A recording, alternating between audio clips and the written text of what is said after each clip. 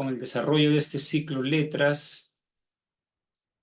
Así que para el día de hoy tenemos agendada la semana.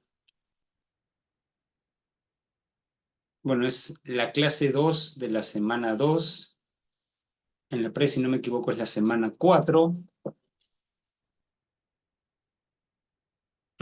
Que comprende a 4 filósofos muy tocados en examen de admisión, que son Comte.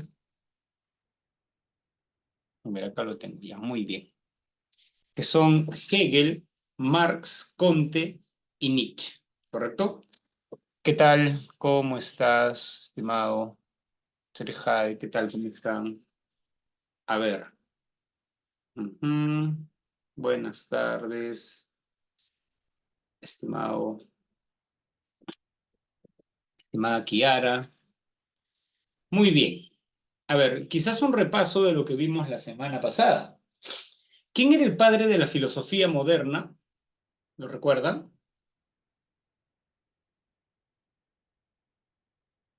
¿Cuál de los tres pensadores que vimos la semana pasada? Muy bien, Descartes. ¿Alguien recuerda por qué Descartes era el padre de la filosofía moderna? ¿Por qué? O sea, ¿cuál es la razón de que sea el padre de la filosofía moderna?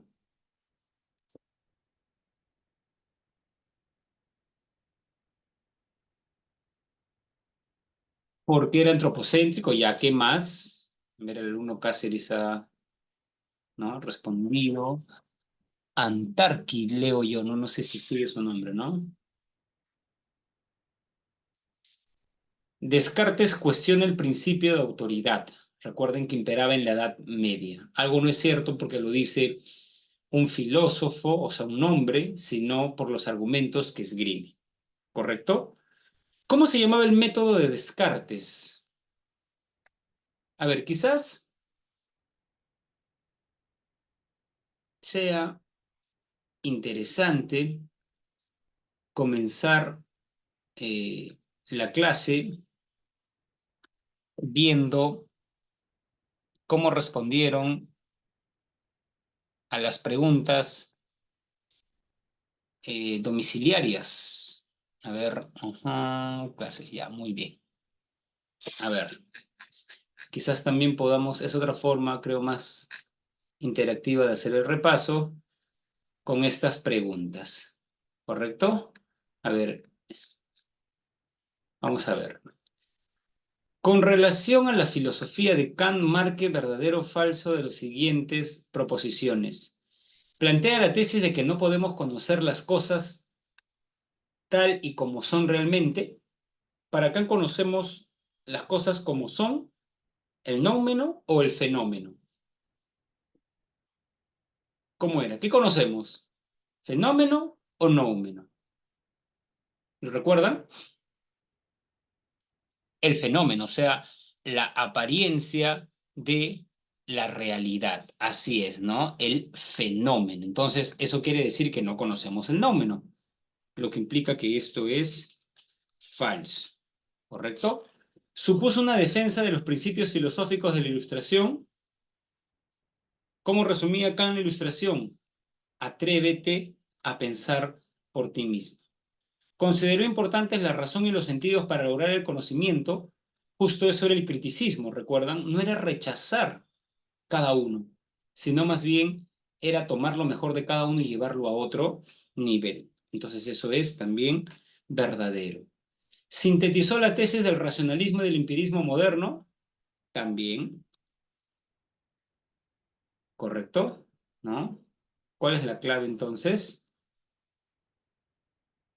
Falso y tres verdaderos. La D, ¿cierto? Muy bien.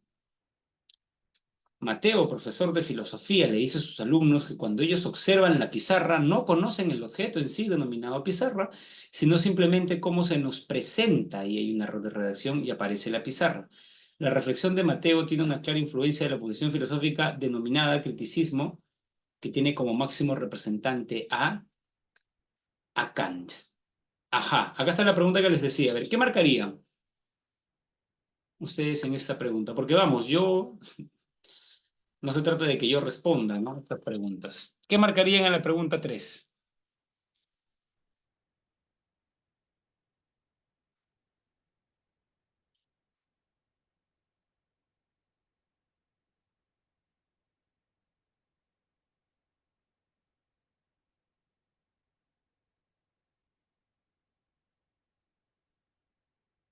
Ya, a ver, la clave que usted dice es, o sea, la B afirmó la posibilidad, sí, pero ¿eso lo lleva a ser padre de la filosofía moderna? Ese es el clásico error. Ustedes ven que es verdad respecto a Descartes. La B es verdad, podemos obtener conocimientos, pero no es la clave. Por eso no es padre de la filosofía moderna. Ajá, la E. Muy bien.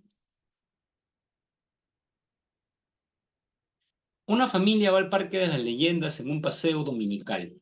Julieta, la más pequeña de la familia, queda maravillada con el hermoso caballo blanco y con las aves selváticas. Al día siguiente del paseo, Julieta le cuenta a sus padres que soñó con un caballo, pero a diferencia de que vieron en el parque, el de sus sueños tenía alas y volaba por los cielos. Según René Descartes, ¿con qué tipo de idea ha soñado Julieta? Facticia. Muy bien, así es, ¿no? Tres tipos de ideas: facticias o digamos, las ideas que provienen del exterior, adventicias, un caballo y un ave, las que, digamos, provienen de combinar ellas mediante la imaginación, ¿no? Las ideas facticias y las ideas con las cuales nacemos. ¿Cómo se llamaban las ideas con las cuales nacemos según Descartes? Muy bien, innatas. Alexia lee en la página web de la BBC lo siguiente. La primera cuestión a recordar es que el color realmente no existe. Las manzanas y los coches de bomberos no son rojos, el cielo y el mar no son azules, y ninguna persona es objetivamente negra o blanca. Lo que existe es la luz. La luz es lo real. Se puede medir, tener y contar de cierta manera. Pero el color no es la luz. El color es completamente fabricado por nuestro cerebro. Lo anterior se relaciona con la idea kantiana de que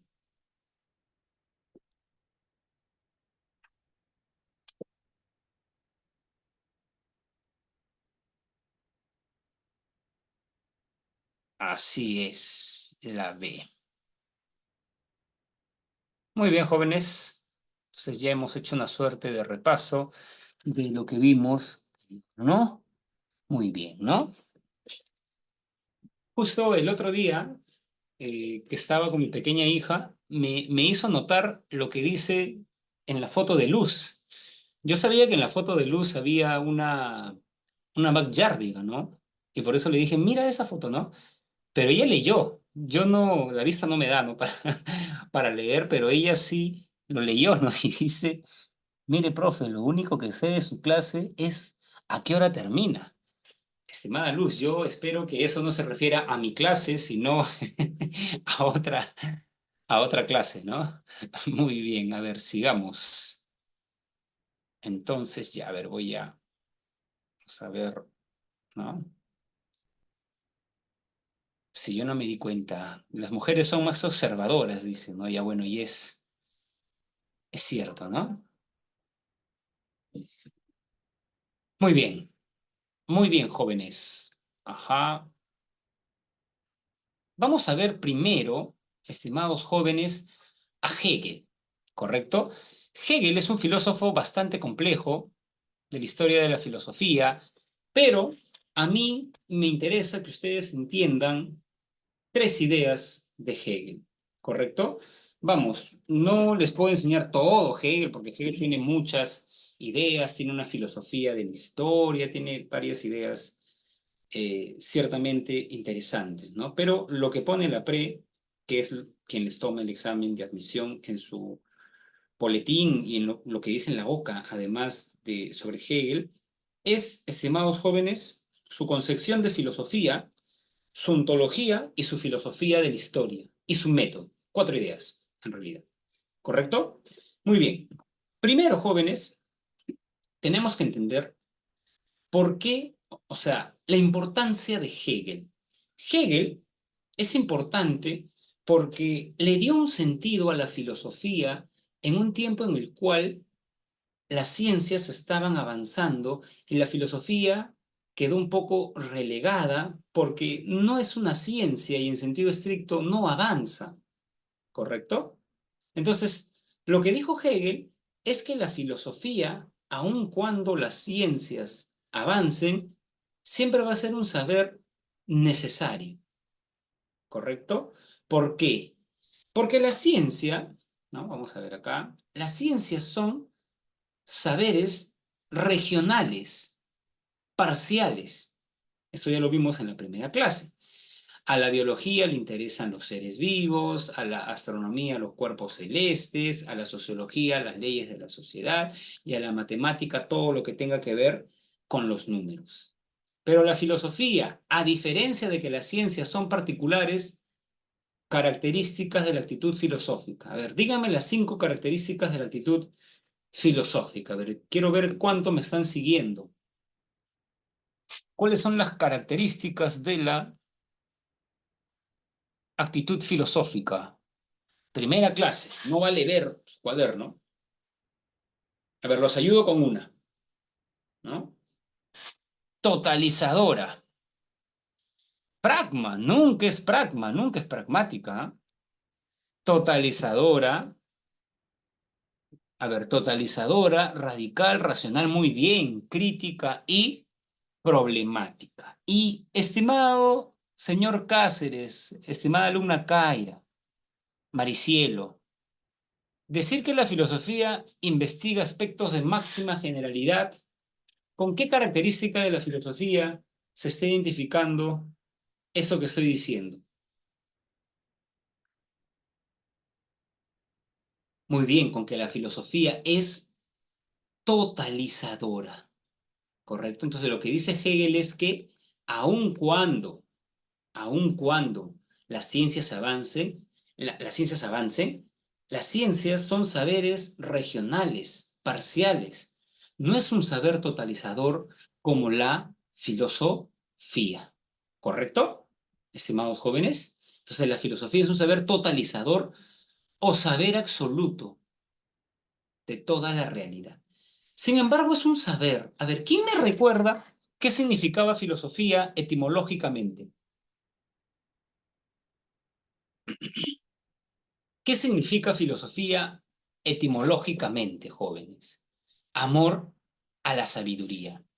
Hegel, en el prólogo de la fenomenología del espíritu, llega a decir que la filosofía debe dejar de ser un amor a la sabiduría, porque recuerden que el filósofo amaba lo que no tenía.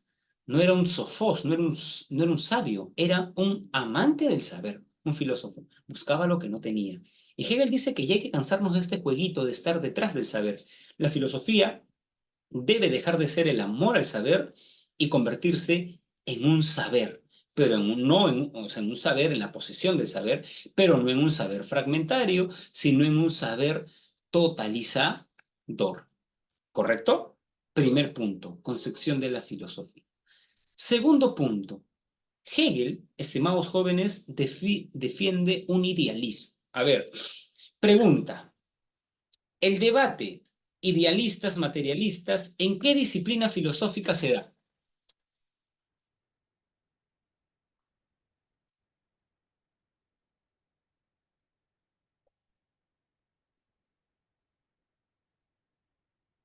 ¿En qué disciplina filosófica se da? Ontología. Muy bien, Chris, en la ontología. Entonces, lo que vamos a ver a continuación a propósito de Marx y, bueno, de Hegel y Marx, es un debate ontológico. Hegel era un idealista, pero ¿qué es un idealista, profesor? Un idealista es una persona, bueno, en este contexto, porque tiene más de un significado, es la persona ismo, vanguardismo, dadaísmo. Ismo es corriente, ¿no? Ismo, idea. Corriente que considera que la idea es lo fundamental. ¿Qué quiere decir que la idea es lo fundamental? Que primero existe la idea y luego la realidad, ¿no? Profesor, ¿podría poner un ejemplo sobre este punto? y de paso explicamos su filosofía de la historia, Hegel, estimados jóvenes, ¿no? Se preguntaba, ¿cuál es la importancia de Jesús? ¿No? Jesús, siglo I. Jesús, a decir de Hegel, es importante para la humanidad porque Jesús nos trae la idea de libertad. Todos somos libres e iguales. Libertad e igualdad. Muy bien. Sin embargo, en el tiempo de Jesús, ¿todos eran libres e iguales?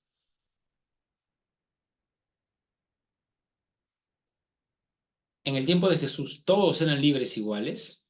No, no todos eran libres e iguales. Y Hegel dice, no importa. Una vez que surge la idea, la misma realidad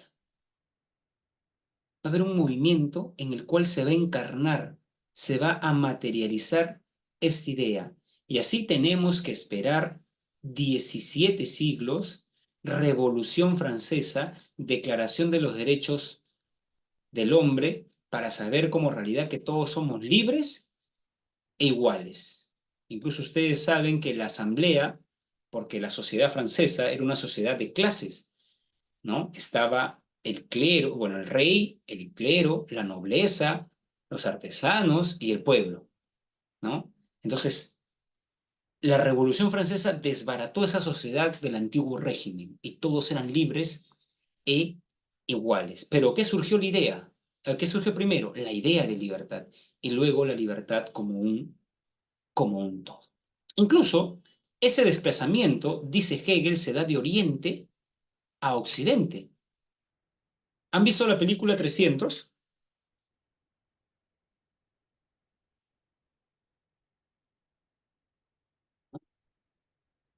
Por ejemplo, yo recuerdo que antes de la pandemia, creo que 2019, tuve un sobrino que llevaba filosofía en el colegio, le dictaba un chico sanmarquino, un estudiante de filosofía, y me dijo que tenía que exponer sobre Hegel, ¿no? Y yo le hice ver la película 300, ¿no? Porque en 300, del bando de los persas, Jerjes, había uno que tenía, estimados jóvenes, podríamos decir, era libre, Jerjes, ¿no? Jerjes, uno. Los otros eran esclavos. En cambio, del lado de los espartanos, Leónidas no hacía lo que quería.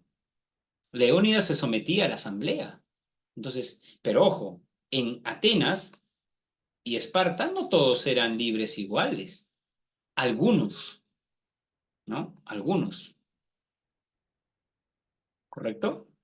Por ejemplo, esto lo sabrá Estefanía, que los romanos ampliaron el concepto de ciudadanía, ¿correcto? Si no me equivoco, fue el emperador Caracalla que dijo que, porque ciudadanos eran los romanos, pero lo expandió a todos.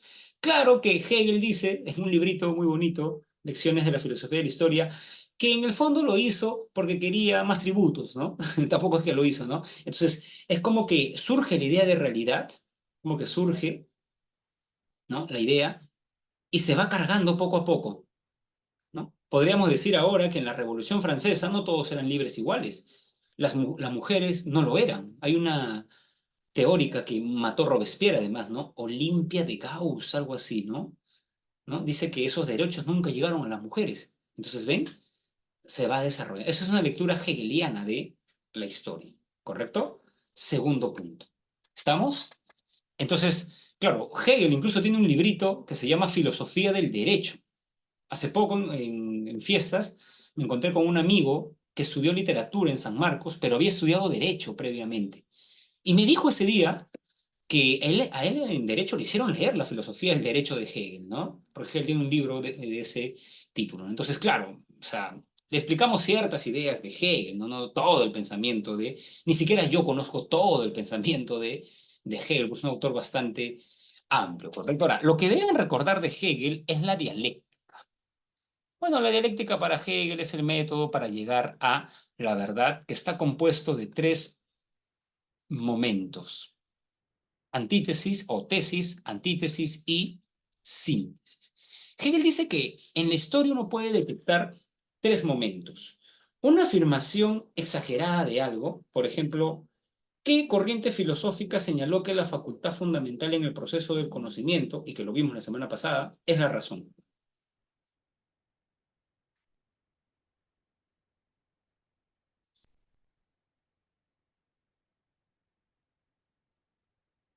El racionalismo de Descartes. Muy bien. Pero así como hay o existe un movimiento que ensalza mucho esa facultad, luego el racionalismo tuvo una antítesis.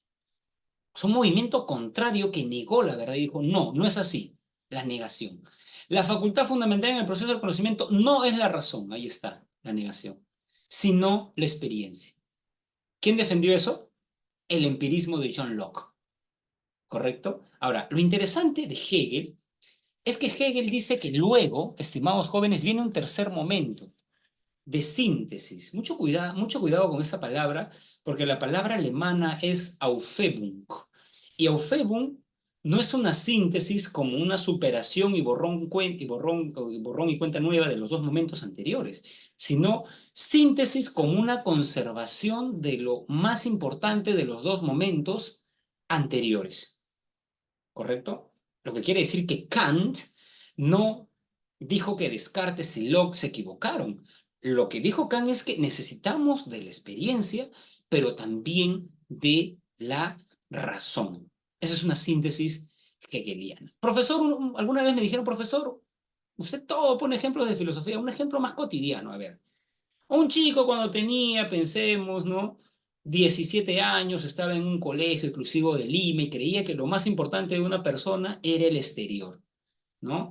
Entonces, digamos, ¿no? Era metrosexual, iba al gimnasio, lo importante es lo exterior, el cuerpo, ¿correcto? Pero de pronto ingresa a San Marcos a estudiar historia y lee sobre el movimiento contracultural de los hippies y se da cuenta que lo más importante es lo interior, ¿no? Se hace dreps, es mochilero, ya no va al gimnasio, engorda, ¿no? Ya no es, digamos, ¿no? Acá pensaba que el dinero es lo más importante, no, cuestión espiritual, ¿no? Pero no trabaja, digamos, o bueno, trabaja vendiendo, ¿no? Entonces, como que se va de un extremo a otro, ¿no? ¿Correcto? De creer que es lo exterior y luego lo interior.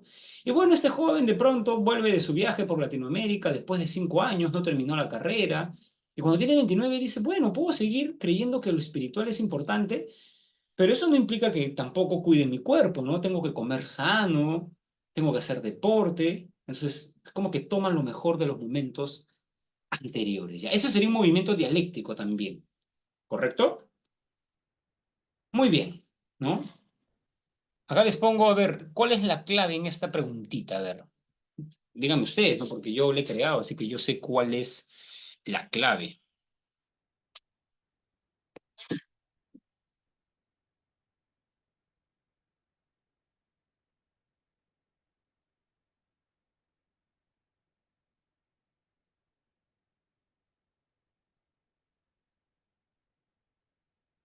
Así es, ¿no?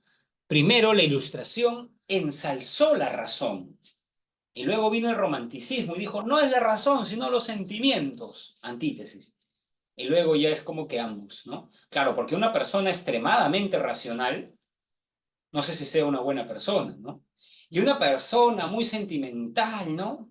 Me mato por ella, no sé, lo que hace Werther además en las cuitas del joven Werther, ¿no? Entonces, es como que no hay que ser desmesurados, podríamos decir, ¿no? Hay que llegar a la Aufhebung, ¿correcto? ¿Alguna pregunta respecto a Hegel, jóvenes?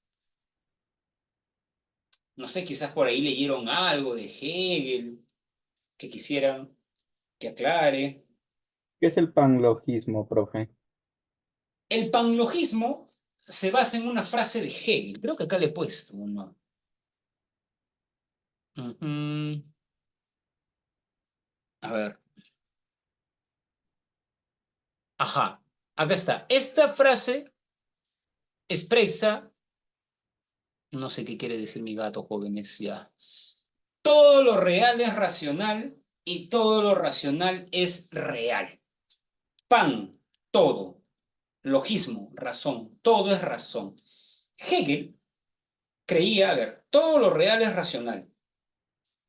Yo comprendo la realidad con la razón. Y eso lo ha dicho todo filósofo, ¿no? La segunda parte de la frase es la que a mí siempre me ha llamado la atención. Y todo lo racional es real. Para Hegel solo existe lo racional.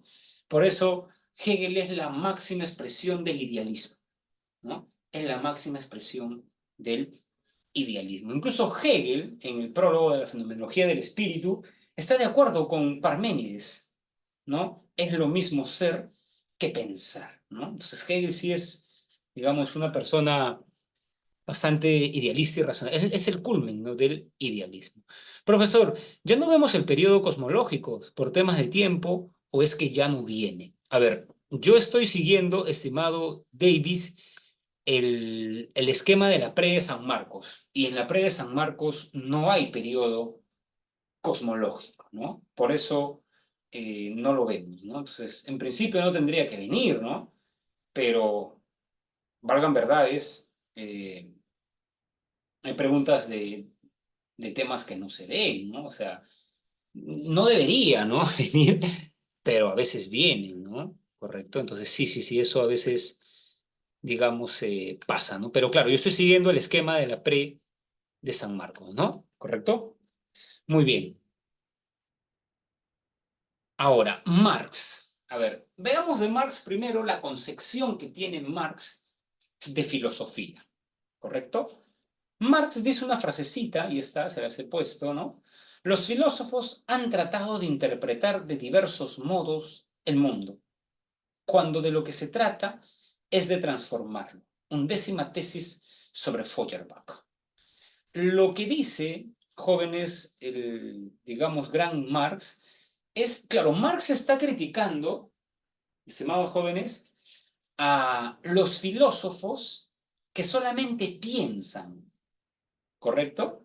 ¿No? Por ejemplo, la filosofía es un saber teórico, ¿no? Es como que, por ejemplo, nosotros nos ponemos a pensar sobre la desigualdad social, ¿correcto? ¿No? Y nos damos cuenta que, ¿no?, el, ni siquiera el 1%, ¿no? El 0,2% de la sociedad mundial, y acá está el, digamos, 99,8, ¿no? Ellos tienen, digamos, el 90% de la riqueza y ellos 10.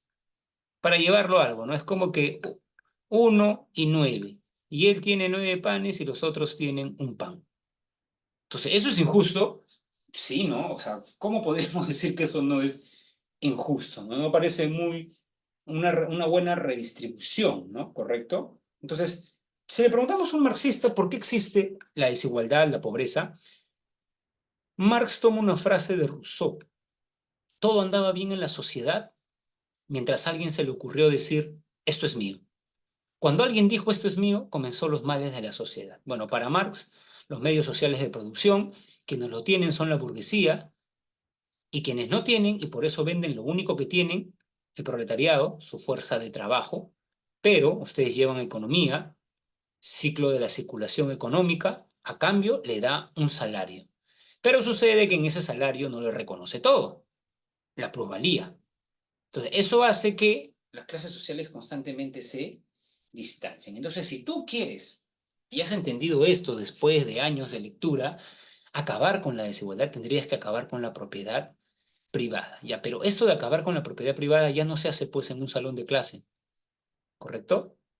Esto se hace, estimados jóvenes, formando un partido político, y tampoco se hace postulando a las elecciones, porque según Marx la burguesía no va a querer, ¿no? ¿Correcto? ¿No? Se hace con una, digamos, revolución. Aunque es claro, eso ya más que Marx también suena a Lenin, ¿no? ¿Correcto? Entonces tiene que ver con estos dos. Entonces, claro, en realidad Marx estaba criticando a los filósofos alemanes, como Hegel, ¿no? Marx dice algo así como que, por ejemplo, Hegel admiraba la Revolución Francesa. Entonces, Marx dice algo así como, los filósofos alemanes piensan en la revolución, los franceses la hacen, ¿no? O sea, pensaron Rousseau, Montesquieu, Diderot, D'Alembert, y luego Robespierre, ¿no? Aplica las ideas rousseauianas. ¿Correcto? Entonces la filosofía tiene que ver con estos dos. Entonces, Marx cuestionaría pues que un profesor, un filósofo esté hablando de la desigualdad, pero nunca haga nada para eliminar la desigualdad. ¿correcto? Por eso Marx hacía eso, ¿no? Organizó la lucha obrera y más, no tenía ese compromiso, ¿correcto? Muy bien. Primera diferencia con Hegel. La segunda diferencia con Hegel es que si Hegel es idealista, Marx es materialista. ¿Qué es un materialista? Si un idealista considera que primero existe la idea y luego la materia, el idealista cree o el materialista cree lo contrario, que primero existe la materia y luego la idea. Ahora, jóvenes, un materialista no dice que solo existe la materia, ¿ah? Todo es materia o se reduce a ella. Les digo porque hay un chiste que estuvo de moda en el contexto de la Guerra Fría, donde hipotéticamente conversaba un astronauta estadounidense, o perdón, un astronauta ruso con un médico estadounidense, ¿no? Entonces el astronauta ruso le dice de manera jocosa, yo he viajado al espacio y nunca he visto a tu Dios por ningún lado ni ángeles. Y el médico le dice, yo he operado muchos cerebros y nunca he visto un pensamiento. El marxista no dice que solo existe la materia. Lo que le diría el marxista es, ¿podríamos tener pensamientos si no tuviéramos la base material del cerebro? Todo es materia o se reduce a materia. Los pensamientos son materia altamente desarrollada, podríamos decir. No lo digo porque a veces uno critica sin entender del todo, ¿no? Por ahí he visto personas que en el TikTok critican a Marx, ¿no? ¿Los han leído? Parece que no, porque le hacen críticas de cosas que él no defiende. ¿No? Un materialista dice eso, ¿no? Pero lo interesante también creo de lo que les estoy explicando es, estimados jóvenes, lo siguiente, que Marx hace una crítica, critica el idealismo, pero toma la dialéctica de Hegel. ¿Correcto? Toma la dialéctica, ¿no? Para que vean que no lo desecha del todo, ¿correcto? Ahora, para Marx había una diferencia esencial entre los seres humanos y los animales. Los animales se sirven de lo que la naturaleza les da. Si ustedes ven los documentales, ven que el oso polar come foca, no sé, pingüinos, digamos, el chimpancé come cocos, bananas, ¿correcto? O sea, comen cosas que existen en la naturaleza, ¿no? Pero, por ejemplo, nosotros, digamos, comemos digamos, este tipo de productos, ¿no? ¿Han visto un árbol donde haya este producto? O celulares, o cuadernos, o resaltadores. ¿O han visto un árbol donde haya ají de gallinas? O yuquitos con carne. No, pues, porque nosotros no nos servimos de lo que nos da naturaleza. ¿Nosotros qué hacemos? Transformamos la naturaleza, ¿correcto? La transformamos. Entonces, la diferencia es que nosotros trabajamos. Y cuando trabajamos, dice Marx, ¿no? Establecemos relaciones sociales de producción. O sea, cada uno ocupa un lugar determinado en el proceso de producción. Y de este contexto viene una idea marxista muy importante, jóvenes, que es esta idea, ¿no? Es esta idea, ¿no? De la estructura y la superestructura, ¿correcto? Allá, algo que les quería decir, ¿no? Porque por más que no se enseña Engels, quién sabe, ¿no? Puede venir, es que esta idea de Marx de el trabajo, es lo importante, también la defiende Engels. Engels o sea, Marx era alemán, conoce a Engels, Engels admira mucho a Marx y escriben varios libros juntos. Uno de ellos, el Manifiesto Comunista. El Manifiesto Comunista. Si ustedes ven el Manifiesto Comunista, el autor no solamente es Marx, es Engels, ¿correcto? Entonces, esta idea de lo importante del trabajo para el hombre también lo expresa Engels, pero en un textito que solo escribe él, que se llama El papel del trabajo en el paso del mono al hombre. Para Engels, el trabajo es fundamental, porque el trabajo, por lo que recuerdo mi lectura de este texto, genera tres cambios importantes, ¿no? Un primer cambio es la liberación de las manos. En un primer momento el hombre se desplazaba como que ponía los nudillos en el suelo como si fueran muletas, ¿no? ¿Correcto? Así se desplazaba. Ahora no, porque nosotros con nuestras manos les hemos dado otras funciones, ¿correcto? Segundo, la postura erguida. Es gracias a la liberación de las manos. Y otra cuestión, la tercera fundamental, es este dedo, ¿no? Engels dice, tú compara la mano de un chimpancé con la de un hombre, te vas a dar cuenta de lo importante, ¿no? Esto, ¿no? Para sostener, fabricar herramientas. Incluso Marx también, esto no está en el material de la PRE, pero creo que es importante. Marx dice que algo clave del capitalismo es que en otras formas de producción, el trabajo realizaba al hombre. ¿Correcto? Lo realiza, ¿no? Imagínense un carpintero en el feudalismo, ¿no? Creía que expresión de su trabajo era la silla en cierta medida lo representaba. Pero algo característico del trabajo para Marx en la sociedad capitalista es que aliena al hombre. El hombre no se siente él en el trabajo, ¿correcto? ¿Y por qué no se siente él? Primero, porque lo que produce no es para él, ¿no? ¿Correcto? Segundo, que trabaja largas jornadas, ¿correcto? Tercero, que tú puedes trabajar más, a la empresa le va mejor y digamos, esa empresa no es que te va a pagar más. Consideremos que Marx está criticando el capitalismo del siglo XIX. Ahí no habían derechos laborales, no trabaja. A ver, ¿cuántas horas creen que trabajaba una persona en el tiempo de Marx en una fábrica inglesa?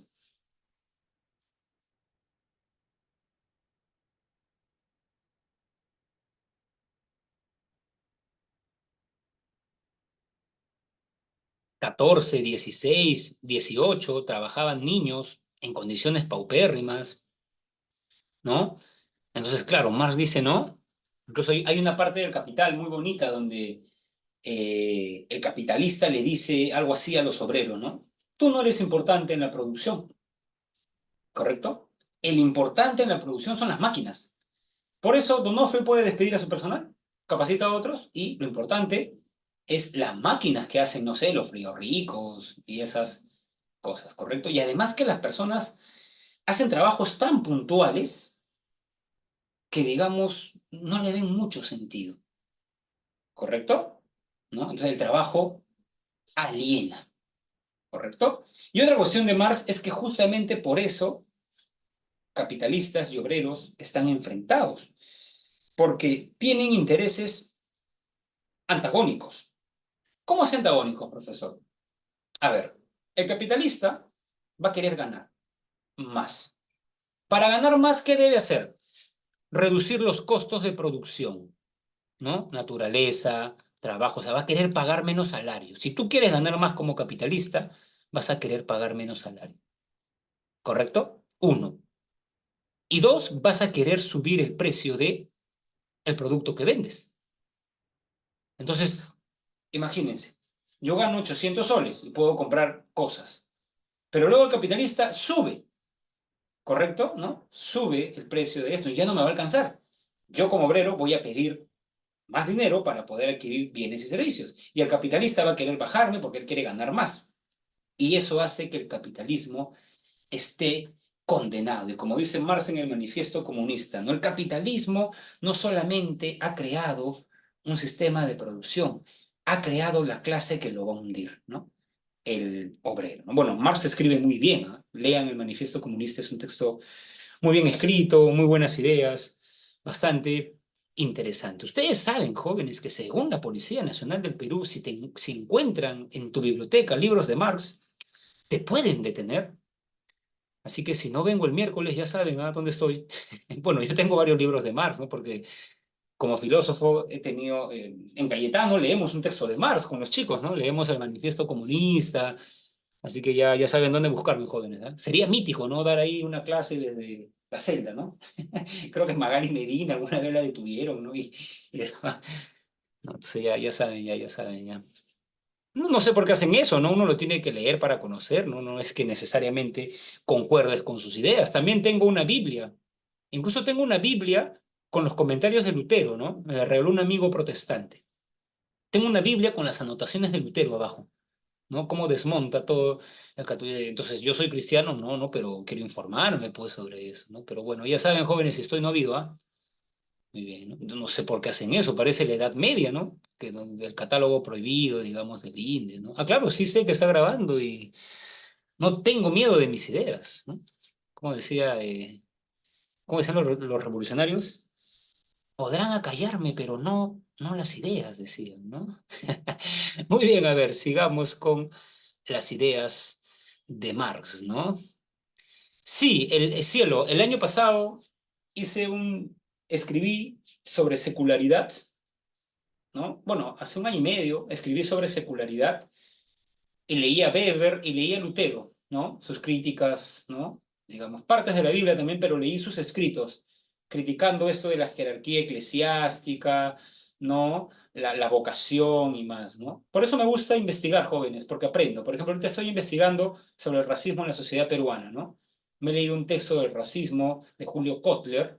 Ahorita estoy leyendo una antropóloga del racismo en la Primera República, ¿no? Y por eso me gusta investigar, porque aprendo cosas nuevas, ¿no? Que no necesariamente uno tiene que saber todo, ¿no, jóvenes? Muy bien. Bueno, pero bueno, Lutero es un gran pensador alemán también, pero otro gran pensador creo es Marx, ¿no? ¿Por qué? Miren, esta idea de Marx creo que le ha dado un lugar en la historia de las ideas, guste a quien le guste.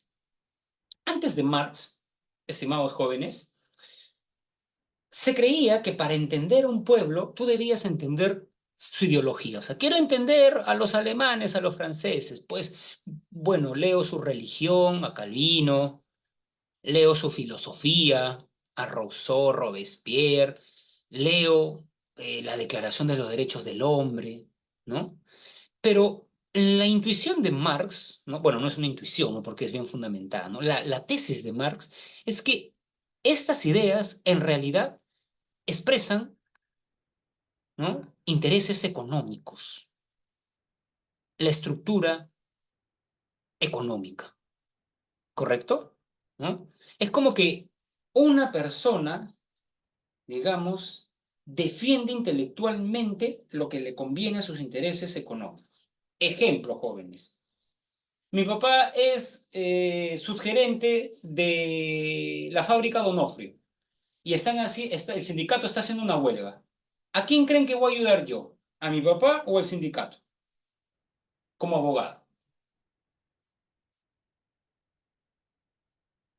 Al gerente, al que tiene, digamos, el dinero que invierte, o al sindicato, a mi papá. Entonces voy a decir que eso es injusto, que ellos están traicionando tales cláusulas, voy a citar la Constitución y más. Pero ahora mi padre es un obrero del sindicato. ¿A quién voy a ayudar? Ahora, ¿no? Al sindicato le voy a decir, sí, miren, acá les han pagado horas extras, no. A ver, ¿cuántos días tienes tú? 78. No, no puedes tener 78 días de vacaciones. A lo máximo creo que son 40. ¿Correcto? Entonces voy a comenzar ¿no? Entonces tiene que ver con eso. Yo defiendo, digamos acá, lo que, ejemplo en realidad peruana, el grupo Graña y Montero, digamos, tiene problemas de corrupción con Odebrecht. ¿Y por qué esos titulares no sale en el comercio, en todo ese grupo, digamos, de periódicos? Porque son los mismos, o sea, es el mismo, como que es el mismo núcleo de personas, Graña Montero, Comercio, y que tiene varias empresas. Entonces él no va a poner, pues, en su primera plana eso, porque no le conviene, ¿correcto? Otra explicación, es una explicación un poco más sencilla, otra explicación que es ya más ceñida a Marx es la siguiente. Marx dice que en las empresas hay una racionalidad, pero en las empresas todo es medios, fines. Y en una empresa, en una UP, una unidad de producción, o digamos la mayoría de decisiones tienen una gran influencia por el dinero. O sea, si yo, por ejemplo, hago polos como este en Gamarra, le compro a mi amigo, no sé, el fardo de tela, 1.000 soles, pero detecto 2 cuadras después que hay un chico que los vende a 950, yo le voy a comprar a ese chico que no conozco, porque business son business, ¿no? Yo no le compro a alguien porque es mi amigo y más, ¿no? Si tengo un amigo que contrato en el trabajo y este amigo falta, llega tarde, ¿cómo sabe que soy su amigo, no? Prefiero un chico que no conozco y que me sea mucho más eficiente. Entonces, todo es medios fines. Quiero ganar más, ¿no? El dinero determina quién cobra más. Mire, este trabajador, tú le dices que venga domingo, le dices que se quede en la madrugada porque tenemos que, se queda ya, él. ¿No? Entonces, eso no está mal, ¿no? Porque el fin de una empresa, ¿no? Es las ganancias, ¿no? ¿Correcto? El detalle, dice Marx, es que algo propio que tiene el capitalismo es de elevar esta racionalidad a otras esferas que no tienen que ver, o sea, elevar la racionalidad económica a otras esferas que no tienen que ver nada con la economía. Ejemplo, la religión. De pronto el pastor está pensando más en qué, en el diezmo, ¿no? O cuando alguien quiere elegir su carrera universitaria, ¿cuál es el campo laboral de la carrera, profesor? O sea, más que seguir su vocación, está pensando en qué carrera le va a dar más dinero. ¿Correcto? ¿No? Eso se llama la elección, la corrupción de la elección de la carrera profesional, se llama en cursos de deontología, ¿no? El alumno que más está pensando en qué va a ganar más si estudia tal o cual carrera que su verdadera vocación, ¿correcto? Una chica, más que pensar en quién es más afín a ella y quién la respeta y más, está pensando en quién tiene el carro, en quién la va a llevar de viaje y más. Y eso es algo que hace el capitalismo, ¿no? Por eso existe el sugar daddy, la sugar mommy y el capitalismo, dice Marx, por todos sus tentáculos nos hace creer eso, que el dinero nos va a hacer feliz. El dinero es lo más importante, ¿no? Ese también es un ejemplo de cómo la estructura económica del capitalismo nos hace pensar de esa manera, ¿no? Incluso hay un spot publicitario que dice, hay pocas cosas que el dinero no puede comprar. Para todo lo demás existe, no sé si es Mastercard o Visa, no lo recuerdo, o el eslogan de Real Plaza, ¿no? Estás aquí para ser feliz. ¿Son felices en un mall, jóvenes?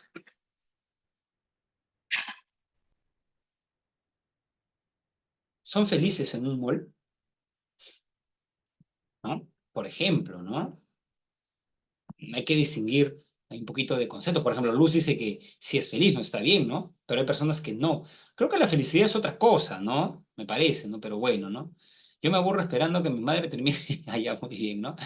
Entonces, tiene que ver con eso. Cómo determina la estructura económica la superestructura. ¿Correcto? Sí, es verdad. Es subjetivo, pero no es tan subjetivo porque la sociedad en la que vivimos por todos lados nos hace creer que el dinero es lo más importante. Por eso traicionamos nuestra vocación, por eso traicionamos nuestros ideales, ¿no? Nuestros ideales, ¿no? ¿Correcto? Nuestros ideales, ¿no? Las esposas de los futbolistas, muchas veces los futbolistas las engañan, pero siguen con ellos, ¿no? Porque tienen mucho dinero, me parece, ¿no? Quizás me equivoque, ¿no? Entonces, nos hacen creer que eso es, ¿no? Entonces, esa lógica económica se eleva a otras esferas de la sociedad, ¿no? Claro, es relativa, pero eso no quita, Anthony, que la sociedad nos venda un modelo de felicidad, ¿correcto? La sociedad actual nos vende un modelo de felicidad y una de las, digamos, relaciones con la felicidad es tener dinero. Ya para Marx, eso es propio del capitalismo. Ese es un ejemplo de cómo la estructura determina la superestructura. Claro que tú puedes pensar lo contrario, ¿no? Pero la sociedad por todos lados, ¿no? Yo la veo a mi mamá, por ejemplo, con el celularcito siempre, ¿no? La veo. Mira, hijo, mira, acá venden esto, el otro, ella tiene Instagram, otras redes sociales, ¿no? Mira este viaje, mira qué bonito, ¿no? Entonces, es cierto que tú eliges, pero la sociedad por todos lados te quiere influenciar, ¿no? Y en algunos cumple muy bien su objetivo. En otros no, pues porque se rebelan, ¿no? Pero en la mayoría, diría yo, cumple bien sus objetivos. Por ahí hay un meme conocido, ¿no? Que dice, nada mejor, ningún producto es mejor del capitalismo que un obrero que defiende el sistema injusto, ¿no? En el que forma parte, ¿no? Claro, ¿no? Claro, también, pues, ¿no? Ahí está, es cierto, miren, Nicole dice, ¿no? Con dinero tendría, está bien, ¿no? Pero ahí el dinero es un medio, Luz, ¿no? Es un medio para ser feliz, ¿correcto, no? Hay otros que lo ven como un fin, ¿no? Eso también lo vamos a ver más adelante, ¿no? Muy bien. ¿Alguna duda, jóvenes? A ver, ajá, miren esta preguntita. Un sociólogo afirma lo siguiente en una entrevista. Las estructuras económicas y los modos de producción determinan las formas de pensar. En ese sentido, no es sorprendente que el sistema capitalista nos haga creer que más pertenencias nos harán más felices, que aquel que no trabaja no sirve para nada. Jóvenes, con mucho respeto, los meses más felices del año para mí son los meses en los que, no en los que trabajo menos. Enero, febrero, hasta quincena de marzo, ¿no? Porque puedo hacer las cosas, ¿no? Que yo quiero, ¿no? ¿Correcto? También me gusta dictar, ¿no? Pero también me gusta leer y hacer otras cosas, ¿no? Y miren, y personas que realmente son valiosas son aquellas que producen dinero, ¿no? Hay personas que como que tienen un filtro, ¿no? Y cuando detectan que alguien tiene dinero, están como que, ¿no? No necesariamente digo que sea una chica, sea un chico, ¿no? Sino que no. Ya, eso no es casualidad, eso no es subjetivo, eso no es una elección. La sociedad apunta a eso, ¿no? Entonces, la reflexión del sociólogo guarda similitud con la tesis de Marx. ¿Con qué tesis de Marx, jóvenes?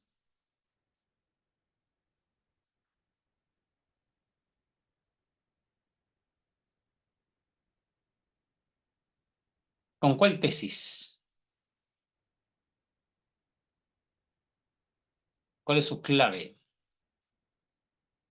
Lo que les he explicado hace un momento.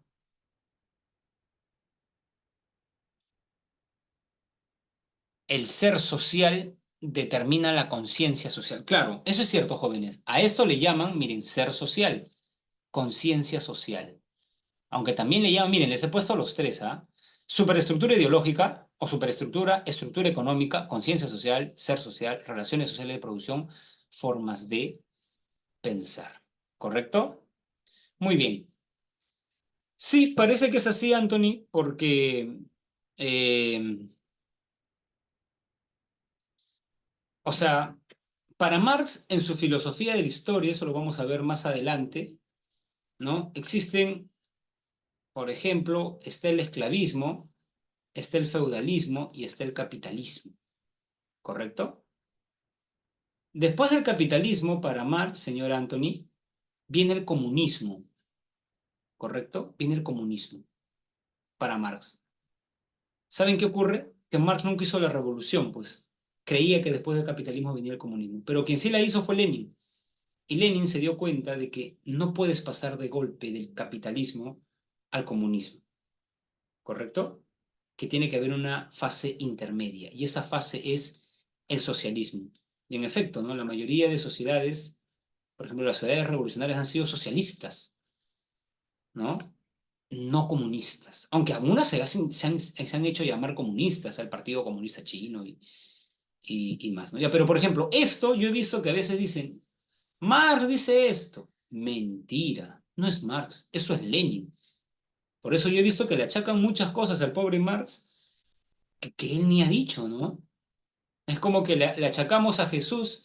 Por ejemplo, Jesús dijo que debía haber un papa, debían tener cosas de oro y más. Vamos a verlo hoy día. Una cosa es Cristo y otra cosa es el cristianismo, dice Nietzsche, ¿no? Ya, una cosa es Marx y otra es el marxismo.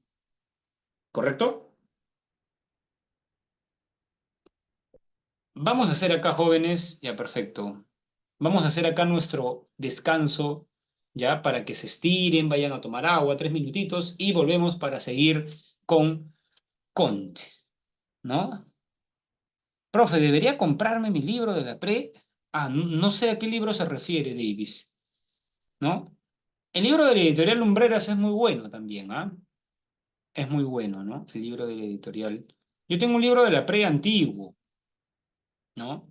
Sí, es que no sé cuál es el actual, te soy sincero, ¿no? Por eso no sé cuál es el actual. Yo cuando comencé a enseñar en el 2015 en la pre de San Marcos, me regalaron un libro de filosofía.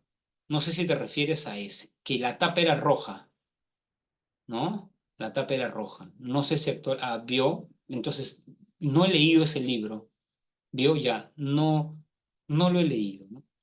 Yo leo a filósofos, más jóvenes.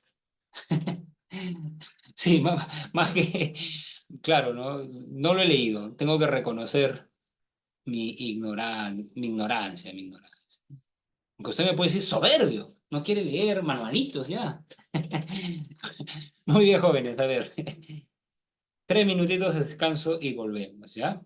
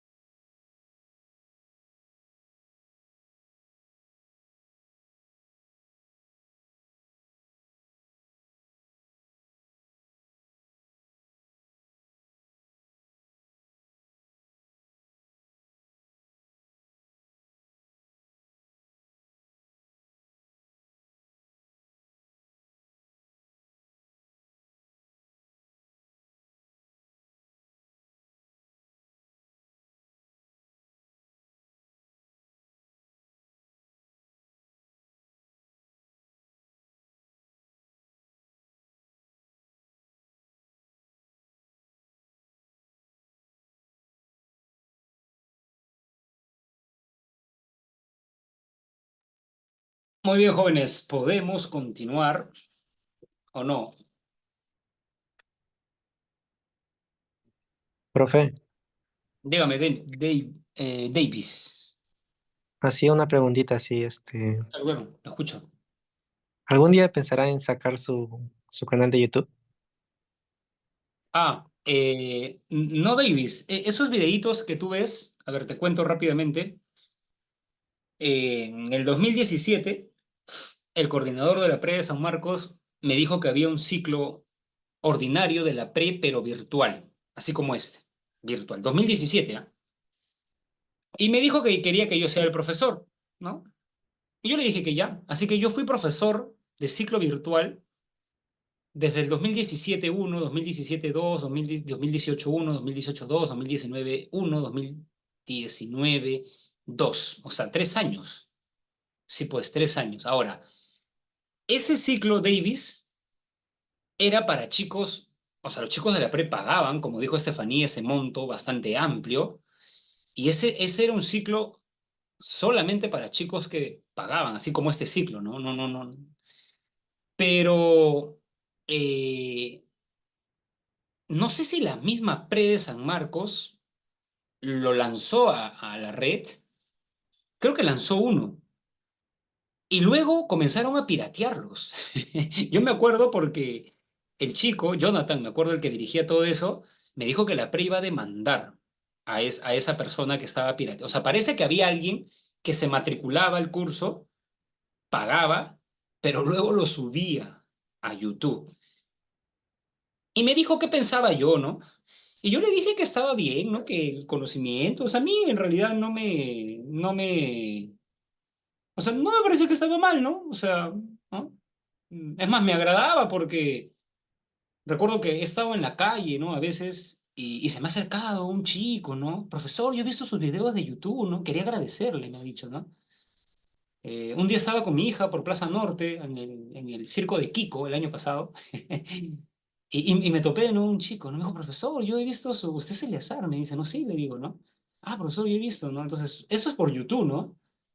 Entonces, yo, digamos, no tengo nada contra eso, pero fue así, Davis, ¿no? O sea, yo no soy mucho de redes sociales, o sea, yo nunca subí esos videos, o sea, no sé cómo grabar, no sé cómo editar, no sé cómo subir un video.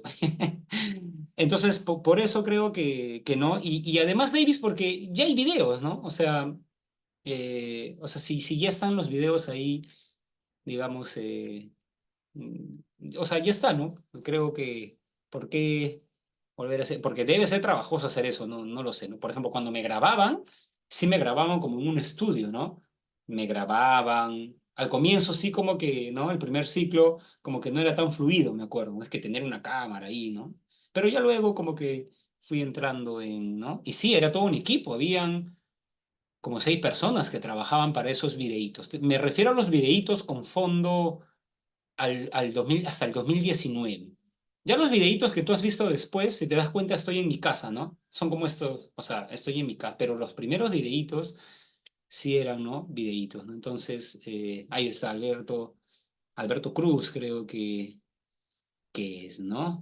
Sí, pues, ¿no? Yo, digamos, no tengo ansias de fama, pero si puedo ayudar, yo no tengo ningún problema, ¿no? Yo le he dicho, Davis, a mi hija, ¿no? Hija, mira, yo soy un youtuber, ¿no? Y le he enseñado. Y me dice, no lo eres, si no tuvieras plata, me dice, ¿no? Me acuerdo cuando era más pequeñita, le, le dije una vez eso, bromeando, ¿no? Claro, antes de enseñar en universidad, ¿no? Ya cuando saqué el grado de magíster, me ha ido mucho, mucho mejor, ¿no? Pero claro, antes como que estaba un poco más estudiando, ¿no? No es fría de fría, sino que es sincera, Davis. Muy bien, muy bien, muy bien, ¿no? Entonces, jóvenes, a ver, estos garabatos que he hecho, muy bien. Además, yo creo, jóvenes, que ya, o sea, mis videos están ahí, conocen un poco mi forma de explicar. Creo que deberían ver los videos de otros profesores, ¿no? Hay otros profesores. A ver, ¿por qué jóvenes? Porque yo he leído ciertos libros. Yo no he leído todos los libros, sería muy soberbio decir eso. Entonces, hay otros profesores que han leído otros libros y de hecho que quizás dan otra explicación, explican mejor un tema. Yo quizás de Marx explico mejor esto de estructura, superestructura, pero no muy bien lo otro. O sea, eso les decía a mis alumnitos de la pre, ¿no? Cuando les encontraba en el siguiente ciclo, y me decían, profesor, yo quería que me tope con usted. Y yo le decía, pero si tú ya conoces mi clase, ¿no? Mis ejemplos. Más bien ahora, ¿no te parece mejor con otro profesor? Ese profesor tiene otros ejemplos, otra lectura, otra dinámica, ¿no? Así que yo sí creo, por ejemplo, ustedes también tienen a la profesora Leslie, ¿no? Entonces se darán cuenta con la profesora Leslie que, ¿no? Hay otras explicaciones, otros ejemplos, ¿no? Entonces, de hecho que uno es más bueno en ciertos temas, ¿no? Que en otros. Por ejemplo, yo leo más sobre ética y filosofía política, ¿no? Pero hay otras, por ejemplo, por ahí tengo un amigo que he visto que tiene videos en YouTube de una academia, él es muy bueno en filosofía latinoamericana, ¿no? Otro en Canas, y entonces yo creo que ahí está, pues, ¿no? Esta, ¿no? Claro, es que no los he visto, te soy sincero, Anthony, pero a veces en un grupito ahí molestan, ¿no? Miren, miren, acá él tiene videos, ¿no? En un grupo de egresados que hay. Y no sé, en la misma pre hay varios profesores, ¿no?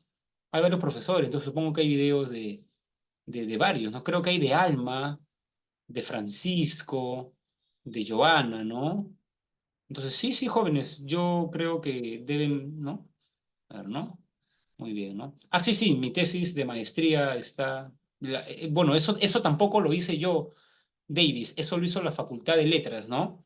La Facultad de Letras, digamos, de mi sustentación la subió, ¿no? Digamos, ¿no? Así que ahí puedes ver cómo defiendo mi tesis de maestría, ¿no? Pero que yo no me siento famoso, Davis, ¿no?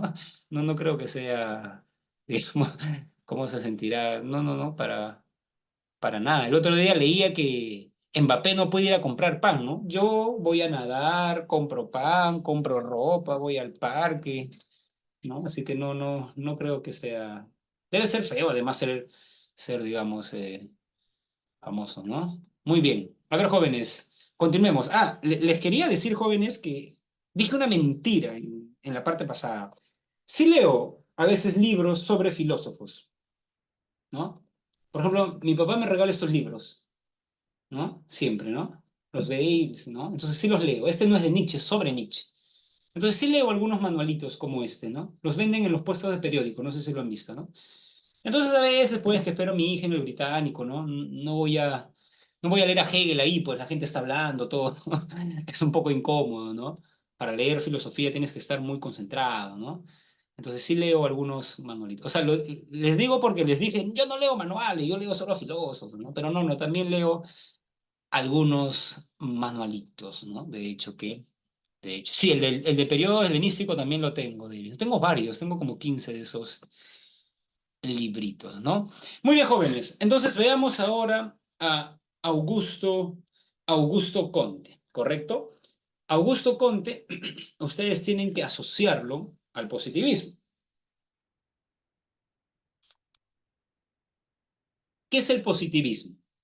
Es la filosofía, estimados jóvenes, quítenle ismo, que defiende en latín el positum. Lo positivo, lo dice Conte, es lo dado en la experiencia, los hechos. ¿Correcto? Entonces, ¿cuál es el modelo de saber digamos, que se basa en los hechos? La ciencia. Por eso el positivismo, si es que les viene una pregunta de examen de admisión, es la corriente filosófica que defiende la ciencia, porque la ciencia se basa en hechos, y critica la metafísica. La metafísica, meta, más allá, physis, lo físico, es los discursos que digamos, postulan realidades que van más allá de los sentidos. Por ejemplo, un ejemplo de discurso metafísico, la alegoría de la caverna. ¿Recuerdan para Platón cuál es la esencia de este celular? ¿Cuál es la esencia de este celular, jóvenes? Para Platón, la idea de celular. Pero nadie ha visto el mundo de las ideas, pero ese es un discurso metafísico. Platón no da ninguna prueba empírica. Entonces, Conte denosta esos discursos metafísicos. ¿Por qué? Porque defiende el saber basado en los hechos, en el positum. Por eso se llama positivismo. Ahora bien,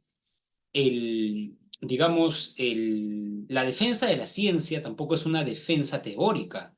Conte defiende la ciencia porque le ha dado un bienestar a la humanidad.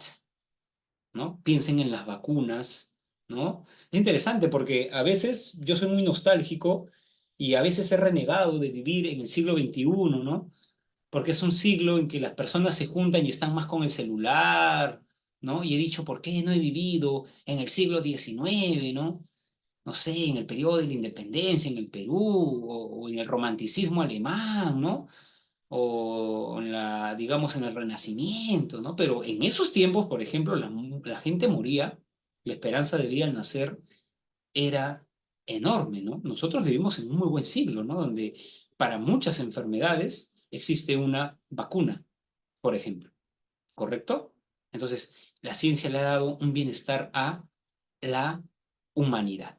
Y la ciencia va a permitir orden y progreso. Y por eso Conte tiene, recuerdo, una famosa clasificación de las ciencias, que acá está la matemática, biología, química, física, y al último está la sociología, la ciencia que entiende a la sociedad. Y bueno, Conte decía, fundador de la sociología, Conte decía que uno debería saber todo esto para llegar a lo más elevado, ¿no?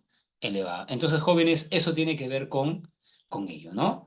Bueno, Anthony, las vacunas fueron probadas, ¿no? Empíricamente existen tasas que muestran que, por ejemplo, las personas que iban usualmente eh, a, a UCI eran personas que no se habían vacunado, que habían recibido una una dosis, ¿no? Entonces había pruebas empíricas, ¿no? Y recuerdo también que en la universidad leí un artículo sobre, claro, una persona que parece que esta persona tenía problemas del corazón y se vacunó y murió de un problema al corazón, ¿no? Entonces, ese artículo salió en una revista muy ranqueada, donde dijeron, mira, el que se vacuna te da hipertensión y te mueres, ¿no? Es que eso es como decirte lo siguiente, ¿no?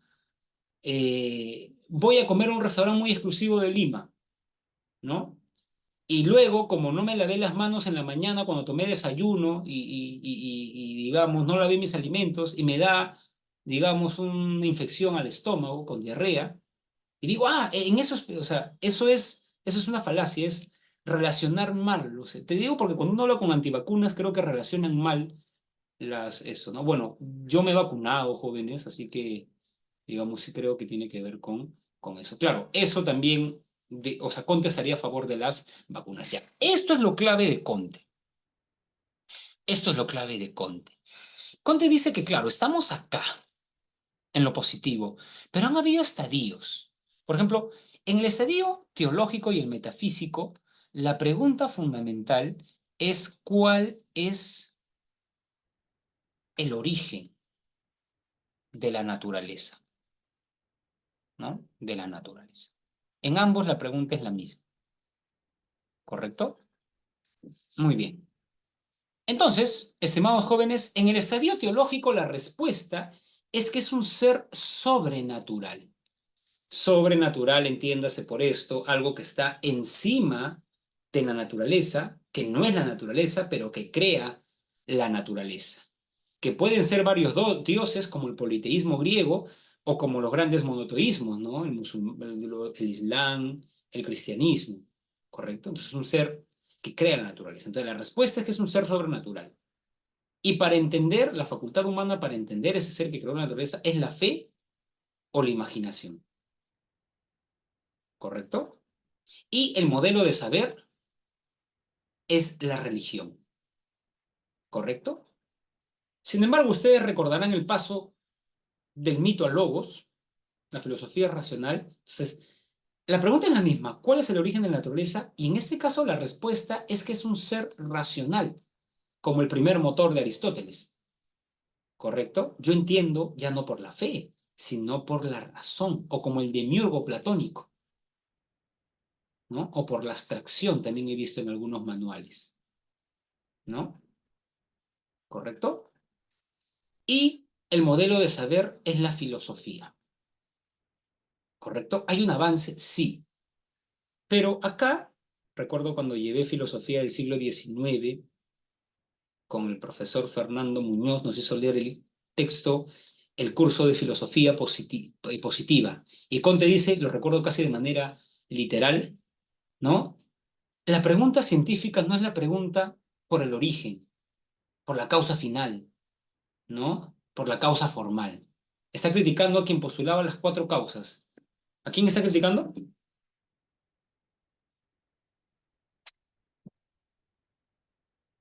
¿Quién hablaba de las cuatro causas? A Aristóteles. Esa no es, estimados jóvenes, ¿no? Esa no es una pregunta científica. La pregunta científica es la pregunta por el cómo. Claro, porque si yo pregunto cuál es la causa final, eso no está acá, pues no se ve. La causa eficiente, ¿no? No, pues. La pregunta es por el cómo. ¿Cómo se dan los fenómenos? La pregunta cambia, por eso hay una ruptura, ¿correcto? Y la respuesta es que en los fenómenos hay que tratar de encontrar una regularidad. Regularidad en latín es lex, de ahí viene ley científica. La respuesta es la ley científica y la facultad humana fundamental es la experiencia, entrelazada con la razón, claro está, pero experiencia, ¿no? Entonces acá hay un desarrollo, acá hay un progreso. Incluso Conte decía que este progreso o el desarrollo del saber en la humanidad, estimados jóvenes, era como el desarrollo de un ser humano. Primero éramos niños, ingenuos. Movimiento telúrico. Poseidón está molesto con nosotros. Llegó el COVID. Dios quiere castigar a la humanidad porque ya apoyan el matrimonio igualitario. ¿Qué es eso, no? Ya Dios quiere diezmar. Ingenuo, pues, ¿no? Creer esas cosas. Luego viene la adolescencia, la rebeldía. ¿Y por qué la filosofía es la rebeldía? Porque el filósofo se rebela frente a la experiencia. De hecho, ¿no? Platón no da ninguna prueba empírica de que existe otro mundo. Todas sus pruebas son racionales. En cambio, el científico también construye teorías complejas, ¿correcto? Pero la formula como hipótesis y la somete a experimentación. Acá está la madurez, el maduro, ¿no? El que dice algo y lo prueba, ¿no? ¿Correcto? No como el adolescente vanidoso y que no da ninguna prueba. Entonces, jóvenes, eso es, ¿no? No lo da, dice, ¿por qué si se pudiera lo hubiera dado? Bueno, es que en realidad Platón nunca hubiera dado una prueba empírica, porque Platón dice que uno accede al mundo de los sentidos, al mundo de las ideas por la razón. O sea, su misma filosofía encierra de que no se puede, digamos, ¿no? Dar. Kant tiene algo de eso también en el prólogo de la crítica a la razón pura. Kant dice, ¿no? Que los filósofos nos han enseñado que el entendimiento vuela y construye castillos de naipes, como el mundo de las ideas, y no dan ninguna prueba empírica. No es parte un poco de la época, ¿no? Esta crítica a la filosofía. Pero recuerden que para Platón no podías conocer por los sentidos el mundo de las ideas. Su pregunta me ha hecho recordar, estimado alumno, hay un librito que cuando trabajaba en San Marcos, a veces tenía horario libre, ¿no? Y me lo leí en mis tiempos libres, me acuerdo, ¿no? Y es de Diógenes de Laercio, Vida de los filósofos más ilustres. Y claro, en ese librito leí la vida de Diógenes, el cínico, ¿no? Y claro, Diógenes dice que un día fue a la academia de Platón y le dijo, Platón, tú hablas de la idea de manzana, pero yo nunca he visto la idea de manzana. Y Platón le dice algo así, no seas pedestre, tú nunca vas a ver la idea de manzana, tú vas a entender qué es la idea de manzana, claro, porque yo entiendo con la razón qué es la idea, ¿no? O sea, Platón mismo construye su filosofía de modo tal que tú no le hagas la pregunta de por qué no ves, porque los sentidos te llevan al error, ¿recuerdan? A la doxa, a todos los caballos, y la razón te lleva a la verdad, al mundo de las ideas, ¿no? Ya podríamos defender a Platón más o menos de esta forma, ¿no, jóvenes? ¿Correcto? Muy bien. Entonces acá está el progreso de la humanidad. ¿Estamos? Progreso. Acá hay progreso. ¿Correcto? ¿No? Muy bien. Entonces, jóvenes, tiene que ver con eso Conte. Aunque, no sé si les deba decir esto, pero Conte, jóvenes, luego fundó una religión positivista. Fundó una religión y él casaba a las personas. Y a su gran amor, Beatriz, creo, no, ¿cómo se llamaba? Me estoy confundiendo con Dante Alighieri, ¿no? Él se enamoró de una mujer y esta chica murió. Ya se quiso suicidar y entró a un manicomio. Y ya salió un poco, ¿no? Y ahí comenzó a hablar de la religión positivista. Lo interesante de la religión positivista es que en Brasil sí tuvo mucho impacto, ¿ah? ¿Cuál es el lema de Brasil? Está en la bandera, ¿no? Orden y progreso. Creo que incluso en la actualidad el único país del mundo donde se siguen haciendo misas positivistas es en Brasil, ¿ah? Una vez sí leí, incluso daban la dirección, ¿no? Donde se siguen haciendo cultos positivistas. Ya ese Conte, ¿no? Ya pues es un Conte ya tardío, ¿no? ¿Correcto? Muy bien, y llegamos a este filósofo, ¿no? A este filósofo, ahí está dibujadito, conocido también, ¿no? A Friedrich Nietzsche, filósofo alemán, ahí está, que dice, Dios ha muerto, ¿correcto? A ver, de nuevo, Nietzsche es un mundo, ¿no? ¡Wow! O sea, es un autor que tiene varios libros, muy prolífico, ¿no? Muy soberbio también. Él tiene un libro que se llama Ecce Homo, ¿no? Ecce Homo, donde él resume sus libros. Se resume sus primeros 7 libros, creo, ¿no? Primer capítulo de ese libro, ¿por qué soy tan sabio? Segundo capítulo, ¿por qué escribo tan buenos libros? Último capítulo, ¿por qué soy un destino? Recuerdo casi de memoria el primer párrafo de este último capítulo, ¿no? ¿No? Sé de mi destino. Algún día mi nombre estará unido a temblores como jamás lo ha habido en la tierra.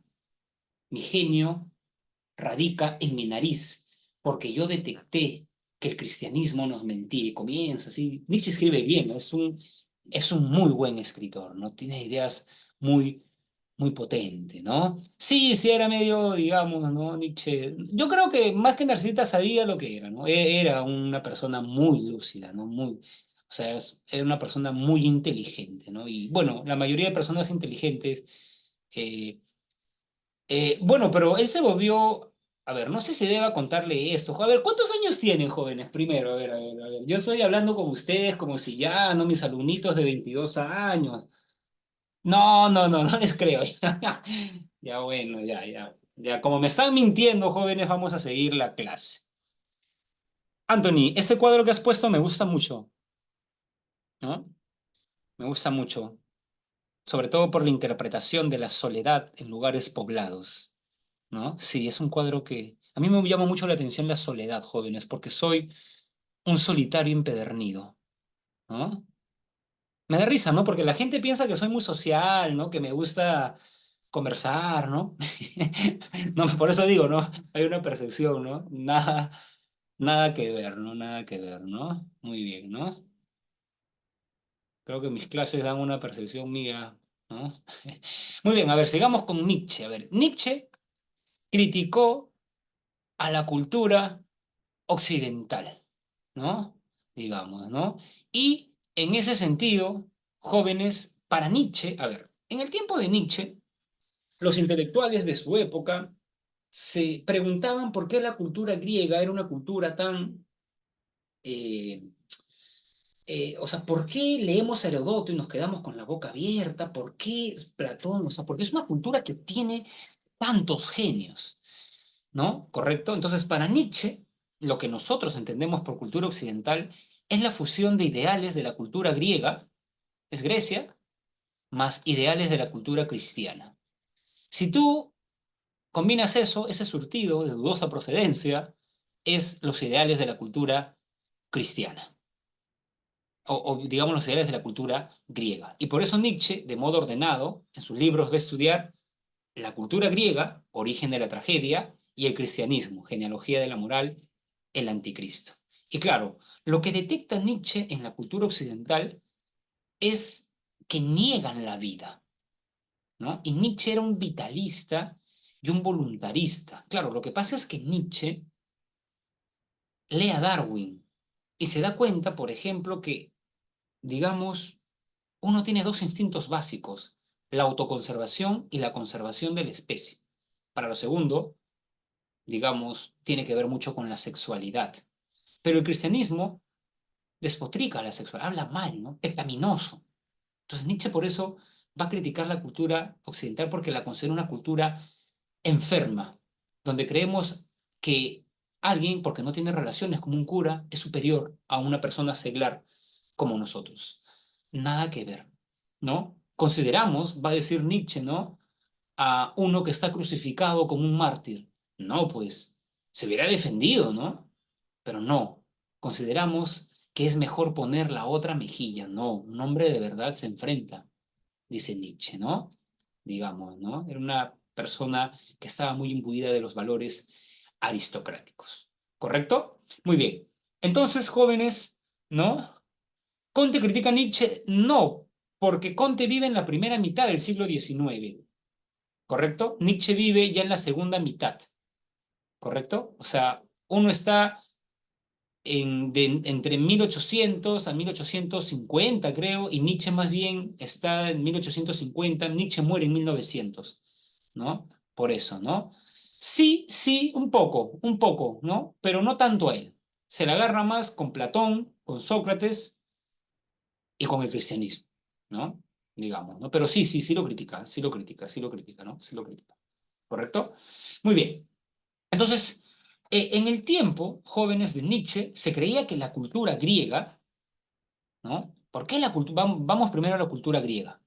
¿Por qué la cultura griega es grande? Porque es la cultura de la razón, ¿no? De la luz, del día, de la racionalidad. Ya. Nietzsche dice que este abordaje es cuanto menos unilateral, porque está captando una parte del asunto. Es cierto que los griegos son la cultura de la luz, de la razón, ¿no? Ayer escuchaba una conferencia sobre racismo y entrevistan a un cirujano estético, donde a él le dicen, ¿las personas blancas son más guapas que otras? Y él dice, no, en realidad la belleza tiene que ver con la proporción. Los griegos hicieron una proporción, el número pi, ¿no? Tienes que dividir esto, ¿no? Y en realidad es proporción, ¿no? No es tanto que seas blanco, porque si tú eres blanco y eres proporcionado, no eres bello, decía eh, él, ¿no? Entonces ven, de hecho que los griegos tenían que ver con eso, su arte es así.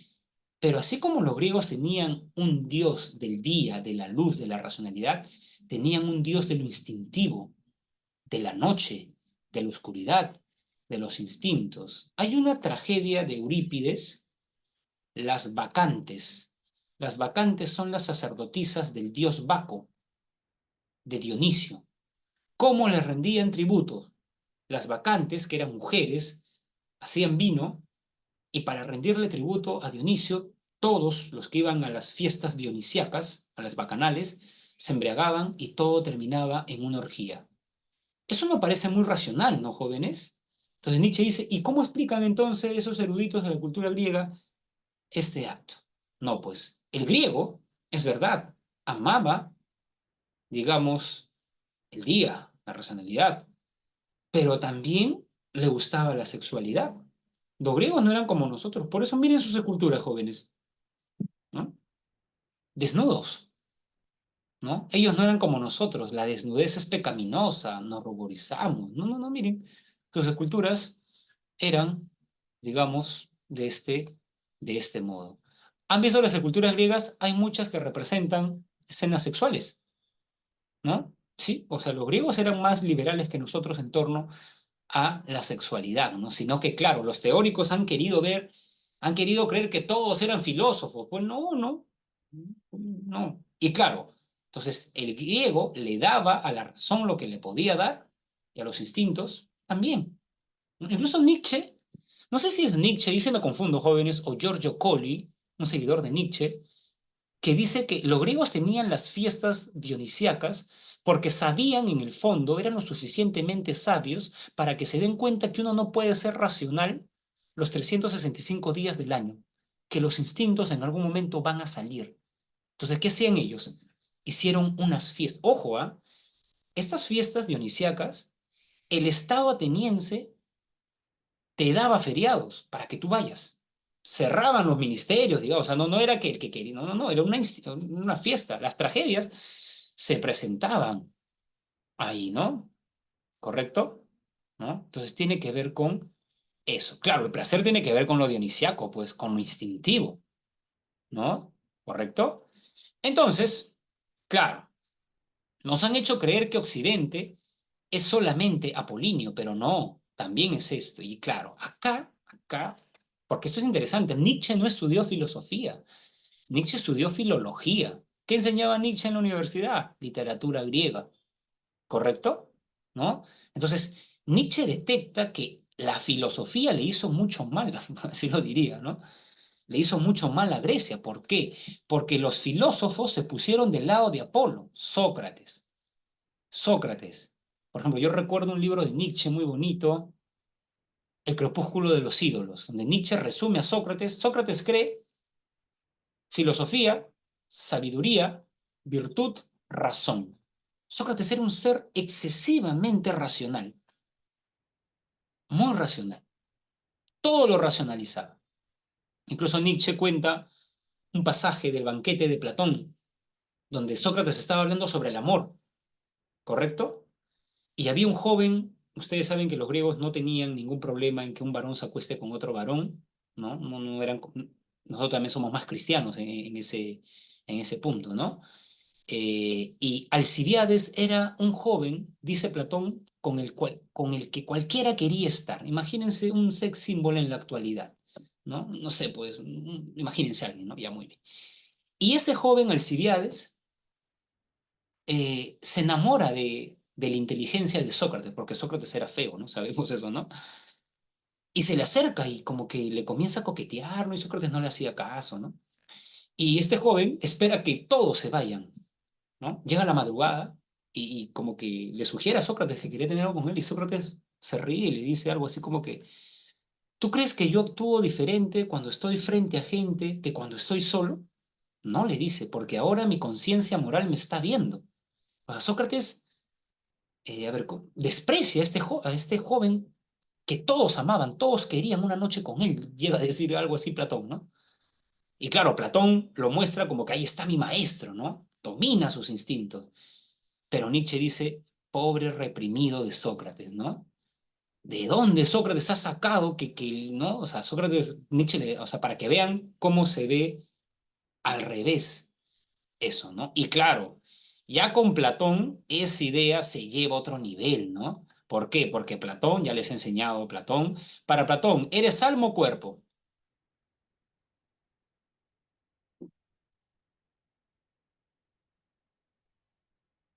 ¿Dónde están mis alumnitos? A ver, para Platón, ¿eres alma o cuerpo fundamentalmente? El hombre es un alma inmortal prisionera en un cuerpo. ¿Qué eres fundamentalmente? Alma. Y segundo, ¿dónde está tu verdadera vida? ¿En el mundo sensible o en el mundo de las ideas? ¿Dónde está la verdad? En el mundo de las ideas. Y por eso Nietzsche, en un texto que pocos leen, se llama Los filósofos preplatónicos, Nietzsche dice que por esas dos ideas, creer que el alma es lo importante y creer que esta no es tu verdadera vida, sino la otra, Platón es el primer griego que apesta cristianismo. La cultura griega que amaba la sexualidad, el hombre griego que iba al gimnasio, ¿no? Ya cree que es alma y no cuerpo. Cree que su otra vida es la verdadera. Algo comienza a podrirse con Platón en la cultura griega. Pero de nuevo, Platón está ni siquiera en Grecia, ¿no? En Atenas. ¿Quién mundializa las ideas de Platón? El cristianismo. Y ahora pasamos al segundo, a la segunda idea, ¿no? Al cristianismo, ¿correcto? Al cristianismo, ¿correcto? Entonces, lo que dice Nietzsche es que, claro, el cristianismo tiene una moral interesante, pero lo que le llama la atención a Nietzsche es si en realidad podemos ser cristianos. O sea, ¿podemos cumplir el cristianismo? ¿O es que acaso nos está pidiendo algo que ve en contra de nuestros instintos? Porque vamos, si yo le digo a mis alumnos, no tomen agua, no parpadeen, yo estoy pidiendo algo que no van a poder. Entonces Nietzsche quiere, o sea, Nietzsche a la luz de que leyó a Darwin, ¿no? Y estudió etología, ver el comportamiento animal que tienen los seres humanos, bueno, los animales, y cómo eso influencia en los seres humanos. Quería saber si el cristianismo se condice con nuestros instintos o quizás lo contradice. Y claro, lo que dice Nietzsche es que el cristianismo, primero, cree que somos alma y no cuerpo. Segundo, cree en la igualdad. Y tercero, ¿no? Alma, igualdad, cree en la solidaridad que debe tener el más fuerte con el más débil. Bueno, suena bien, ¿no? Pero a ver, estudiemos un poco de etología, ¿no? O de evolución. ¿Cuáles son los dos instintos fundamentales de todo ser vivo? Autoconservación y conservación de la especie. O sea, yo amo mi cuerpo, por eso lo quiero, hago deporte, duermo, tomo agua, ¿no? Pero el cristianismo dice, no, no eres alma, no eres cuerpo, eres alma, primer error. O sea, yo estoy configurado para cuidar, digamos, ¿no? Mi cuerpo.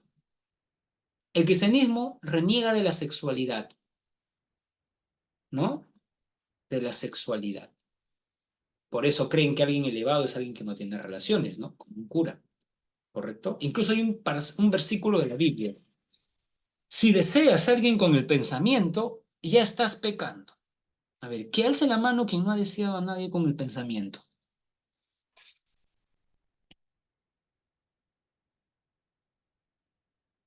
A ver, ¿quién? ¿Quién no ha deseado nunca a nadie con el pensamiento? ¿No ha visto una serie, una película y ha visto a Scarlett Johansson y le ha parecido guapa y ha dicho, cómo quisiera darle un beso o algo así, ¿no? Y Scarlett Johansson, que yo sepa, no sé, no supongo que está casada, ¿no? ¿Correcto? ¿No? ¿Yo reniego de lo iniciaco? Nada. ¿Por qué? ¿Por qué habría de hacerlo? ¿No? Entonces, jóvenes, digamos, a ver, no me han respondido. ¿Quién nunca ha deseado a nadie con el pensamiento? ¿No? Todos. Porque es algo biológico, ¿correcto? Es algo biológico, ¿no? ¿Correcto? El cerebro reptiliano, o sea, hay estudios que demuestran, pues, ¿no? Por eso la sexualidad es una fuerza muy potente en el ser humano, porque como lo decía Darwin, estamos configurados a querer darle la posta de nuestros genes a alguien, a ver a alguien chiquitito, ¿no? Es una cuestión biológica. Segundo, en la naturaleza, la gente, los animales no son iguales. Existen jerarquías, ¿no? León alfa. Y en la sociedad también hay individuos que son mejores y más fuertes que otros, ¿correcto? Y esos más fuertes que otros deben aplastar a los más débiles. Primer principio de nuestra moral, dice Nietzsche en El Anticristo, muerte a los débiles, y hay que ayudarlos a morir por amor a la humanidad, ¿no? Pero el cristianismo nos ha enseñado que no, que el fuerte debe tener con. Entonces, estudiando un poco de esto, nos damos cuenta que el cristianismo nos está pidiendo algo que no. Por eso él lo asocia a la moral del siervo, de los débiles. Incluso Nietzsche en la genealogía de la moral dice algo muy interesante. Nietzsche dice que el cristiano envidiaba al romano, quería tener su vida sexual activa, quería tener dinero, pero como no podía, hizo algo. Se vengó de él y dijo, el cristiano era pobre, ¿no? El reino de los pobres, el reino de los cielos es reino de pobres. Como no tenía vida sexual, la castidad es un valor, o sea, invirtió, subvirtió la tabla de valores. Y esa subversión es lo que se llama cristianismo. O sea, ganaron los débiles, los que no aman la vida, los que le dicen no a los instintos, los reprimidos, ¿correcto? Los cristianos, ¿no? Entonces, para Nietzsche, como las cosas están subvertidas, hay que ponerlas en orden. Y eso lo va a hacer el superhombre. El superhombre va a subvertir la tabla de valores, nos va a llevar de los valores de los reprimidos a los que aman la vida, a los que le dicen sí a la vida. ¿Correcto? Primero, va a subvertir la tabla de valores. El superhombre es alguien que ama su cuerpo, le dice sí a sus instintos. Vive peligrosamente, dice Nietzsche, en Zaratustra. ¿Correcto? ¿No? Y dos, el superhombre es alguien que puede vivir con la verdad Dios ha muerto. Porque esta verdad, según Nietzsche, es muy dolorosa. ¿Correcto? Es muy dolorosa. Porque Dios le da sentido a la vida de muchas personas, de muchas. ¿Correcto? ¿No? Entonces, si tú quitas a Dios, dice Nietzsche en La Gaia Ciencia, en ese famoso parágrafo donde habla de Dios ha muerto, es como borrar la esponja en el firmamento. Y si caes, ya no hay brújula, ya no sabes si caes abajo, arriba, es, ¿no? Entonces, por eso la consecuencia del Dios ha muerto es el nihilismo. Y para Nietzsche, esta verdad es tan importante que divide la historia humana en dos fases. Lo que está antes de aceptar la muerte de Dios es la prehistoria. Una vez que asume la muerte de Dios es la historia. ¿Qué es el nihilismo? Considerar que tu vida no tiene sentido. Nietzsche dice que la mayoría no va a aceptar que Dios ha muerto, se va a negar. Solo un pequeño puñado de la humanidad está preparada para aceptar esta verdad. Y por eso Nietzsche dice que el superhombre va a renacer de las cenizas del hombre, porque va a aceptar la verdad, Dios ha muerto, ¿no? Hay un artículo de Heidegger muy bonito que titula ¿Qué significa el Dios ha muerto de Nietzsche? ¿No? Entonces, hay interpretaciones, ¿no? Algunos dicen que en realidad el Dios ha muerto significa que todos en la actualidad dicen yo soy cristiano, pero viven como cristiano, engañan a sus esposas y se casaron por religioso. Ya, ese cristiano no coherente está dando un cuchillazo a Dios, ¿no? Dios no dice Dios no existe, Dios ha muerto, Dios vivió mientras la gente creía en el cristianismo, dirigía la vida de las personas. Pero en la actualidad la gente dice Dios existe, engaña a su pareja, miente, no ayuda al prójimo. Ellos son sus asesinos. ¿Correcto? Ni siquiera asesinos, porque ya muerto, ya está muerto, lo están, ¿no? Nietzsche dice, y los dioses también se pudren, ¿no? Y hay que enterrar a Dios, dice Nietzsche, ¿no? Y lo que más me gusta de ese párrafo, bueno, parágrafo, porque son varios párrafos, es cuando termina de decir eso, Nietzsche dice, y ahí paró el hombre loco y miró, y se dio cuenta que la gente lo miró sorprendido. Y el hombre loco se dice para sí mismo, ¿no? He llegado muy temprano, no estoy a tiempo. Esa frase me gusta mucho, porque Nietzsche era consciente que el siglo XIX no estaba preparado para él. Por eso Nietzsche decía que era un hombre póstumo, que en el futuro lo iban a leer. ¿Y quién es el filósofo que más vende libros en la actualidad? ¿De qué filósofo se compran más libros? De Nietzsche, ¿no? Y de lejos, ¿ah? El segundo es Schopenhauer. El segundo es Schopenhauer. Creo que el tercero es Platón, ¿no? Una vez vi por ahí, ¿no? Un, un ranking, ¿no? Entonces, el cristiano hoy en día, claro, más que un hipócrita, es incoherente, ¿no? Defiende algo que no va a poder cumplir, ¿correcto?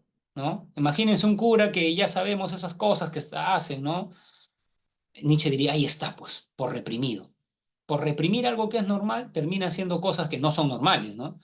Porque lo normal es que uno, digamos, tenga esas cosas con alguien consentido, digamos, ¿no? De tu edad, ¿no? No, digamos, pues, ¿no? Eso ya no es normal, ¿no? Tampoco hay que, ¿no? Entonces, Nietzsche sí es muy duro con eso, ¿no? Entonces, sí, ese es el superhombre. Yo les quiero enseñar, jóvenes, ¿no? A ver,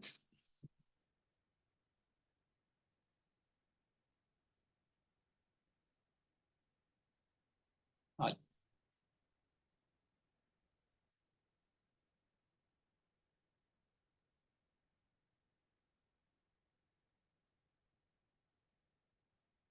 jóvenes, disculpen si esta clase ha sido eh, muy dura, jóvenes, quizás, ¿no? Porque, a ver, la mayoría de nosotros somos cristianos, ¿no?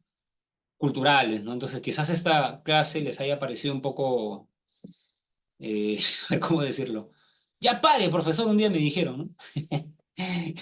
Sí, me escribieron eso, me acuerdo, ¿no? Estaba dando la clase, ¿no? Ya, profesor, basta. ¿No?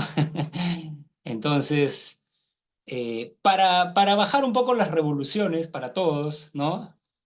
Vayamos al humor, ¿no? El humor siempre es necesario para la vida, ¿no? Uno de mis delegados en la universidad me envió este videíto que para mí me da mucha risa, ¿no? Jóvenes, a ver, vamos a verlo, ¿no?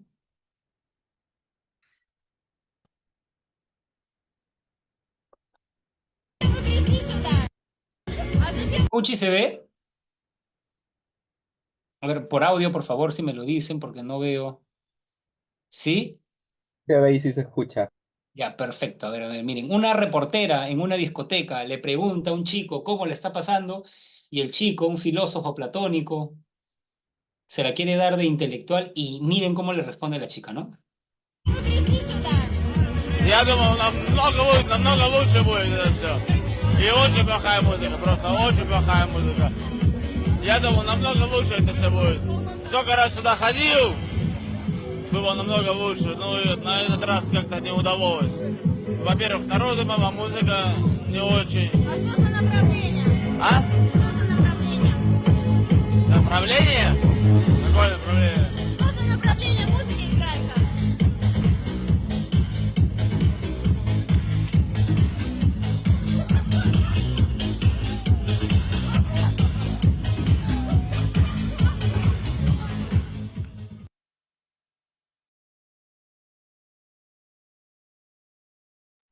Esa es la manera de reaccionar frente a la verdad, ¿no? Bailar. Aunque no me gusta bailar, ¿no? Pero me da risa porque el chico habla de cosas que están en el Apocalipsis, ¿no? En Revelaciones. Claro, todo lo que dice, la segunda muerte, el lago, ¿no? El séptimo sello, todo, ¿no? Y la chica le dice, pero no sabes que Dios, y el chico se emociona, ¿no? Muy bien. Bueno, la chica conocedora de Nietzsche, ¿no? Conocedora de Nietzsche. ¿Ah? No conozco a esa chica, pero el hecho que haya leído a Nietzsche ya me siento atraído por ella, ¿no? Aunque las chicas nietzschanas jóvenes son malas, no mentira. Muy bien, muy bien, muy bien, ¿no? No, una broma nada más, jóvenes. Muy bien, jóvenes, ese video me da... El video es más largo, ¿ah? Me da risa porque luego también ella entrevista a otro y el chico como que sigue ahí molestando. Pobre chico, ¿no? O sea, al menos yo me enteré en una biblioteca, pues, de la verdad. El pobre chico se enteró en una fiesta, ¿no? ¿Por qué bailó, jóvenes, ah? ¿Por qué bailó? No sé. Una manera un poco peculiar, ¿no? De responder, ¿no? Y el título del video, si quieren verlo en YouTube, se llama Dimitri se entera que Dios está muerto, ¿no? Por si lo quieren. No, creo que está borracho, me parece. Está un poco tomado, porque habla bien. O sea, por lo que he visto en otras personas, creo que no, en cambio él habla muy bien, no está bastante lúcido, ¿no? Creo que está un poco tomado, ¿no? Un poco tomado, ¿no? ¿Correcto? Muy bien, a ver. Augusto Conte fundó la corriente filosófica con el objetivo de mejorar la condición social y alcanzar la... Ahí está. Uy, ¿qué pasa? Los ayudé acá. No vean, no vean, no vean. El positivismo plantea la clasificación... Ya, bueno, esto sí. La sociología de la ciencia, sí, ya, pero bueno, esto no se los he explicado, ¿no? Así que por eso vayamos a la siguiente. Ajá, otra vez, ¿por qué? Jóvenes, lo que pasa es que yo resuelvo con ustedes y lo grabo, por eso ya. Se experimenta y se buscan leyes universales. Ajá. ¿En qué estadio se de eso?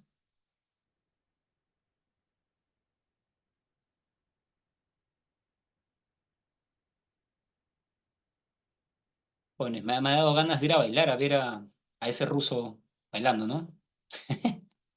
Positivo, ¿no? Ahí está. Tres. Se divide en tres estadios, animismo, politeísmo, y a ese es el teológico. Animismo, estimados jóvenes, cuando se cree en fuerza de la naturaleza, politeísmo varios veces, monoteísmo uno. Se especula sobre la causa, especular. Esa es la palabra clave de la filosofía, especular. Especular es reflexionar sin dar evidencia empírica.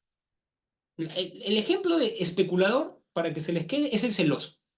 Su chica no le contesta y piensa que ya está con alguien en el cine y que está de la mano y que se está con... O sea, ya no tiene ninguna prueba y está ya. Eso es especular. Especular es pensar qué habrá en Marte. Te imaginas personas comiendo helado, ¿no? No sé. Te imaginas gente como Dendé, Rayis, ¿no? Ahí ya no hay ninguna, ¿no? Ya. Eso es especular. Y la filosofía, eso, ¿no? Uno, dos, metafísico. Tres, a ver, uno, tres. Acá, ¿no? Sí, ¿no? Esta, ¿no? Muy bien. Según Karl Marx, no es lo que determina el ser social, sino quien determina la conciencia. No es la conciencia la que determina el ser social, sino el ser social. Ajá. Oh, oh, oh.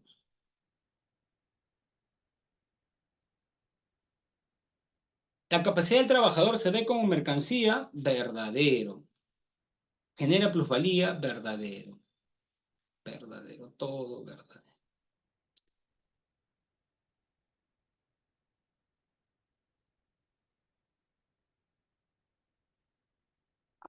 ¿Por qué está esto? ¿Qué pasa?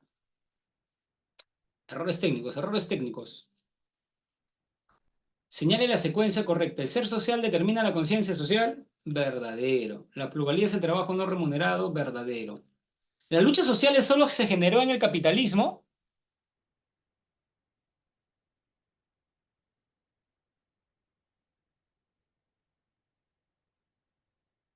¿Qué dicen?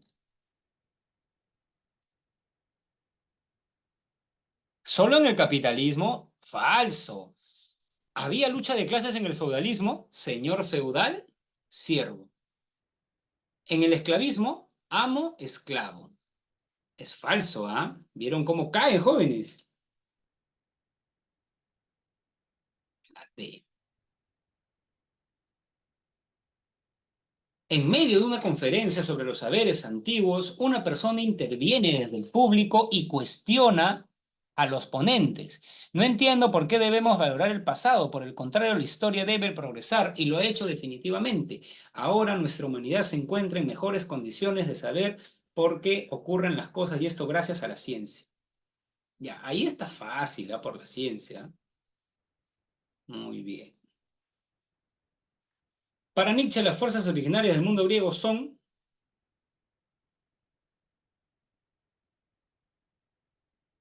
Jóvenes, ¿ustedes son más apolíneos o dionisíacos? Respondan con la verdad, ¿ah?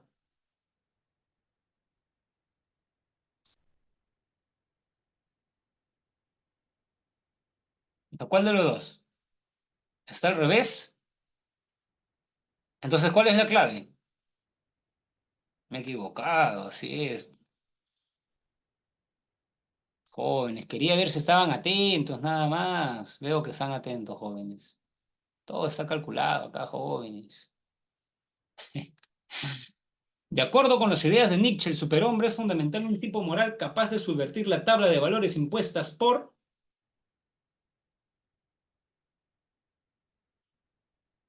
el cristianismo.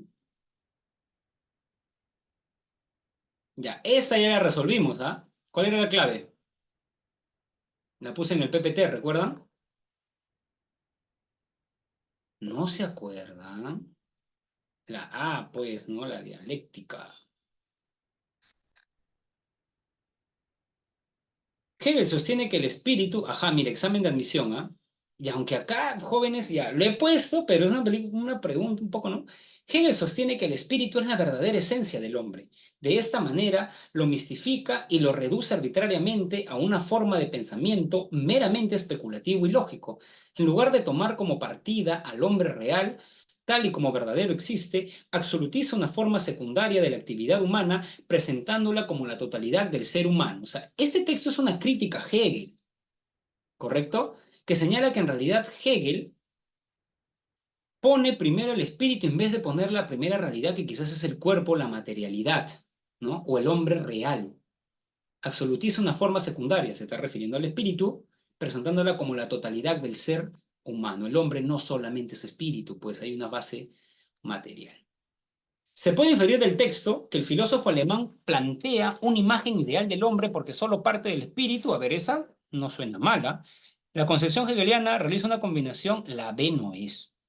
La ciencia hegeliana, un análisis existencial como totalidad, no parece totalidad porque se queda, dice ahí, en una, a ver cómo lo dice, absolutiza, ¿no? Una actividad secundaria presentándola como una totalidad, o sea, no puede ser tampoco la C. El espíritu es la concretización de la esencia del hombre en la sociedad contemporánea. No el texto no dice eso, más bien dice que lo mistifica, ¿no? Parte real. El sistema hegeliano se basa en el espíritu absoluto a partir del individuo concreto y real. Ahí está. Esa era mi duda. Se puede inferir del texto. Creo que la A, ¿no? La A me parece más fuerte, sí. Lo que pasa es que lo que pasa es que la E también tiene que ver con Hegel, pero no tiene que ver tanto con esto. Canon, ¿no? La A. Así es. Muy bien, jóvenes. Hemos tenido una clase donde hemos criticado al capitalismo y hemos criticado el cristianismo, lo que más está de moda, ¿no? Bueno, espero no caerles mal, jóvenes. Además, no son mis ideas, no son las ideas de los filósofos, ¿correcto? Muy bien, jóvenes. Muy bien, Estefanía. Nos vemos. Estudio.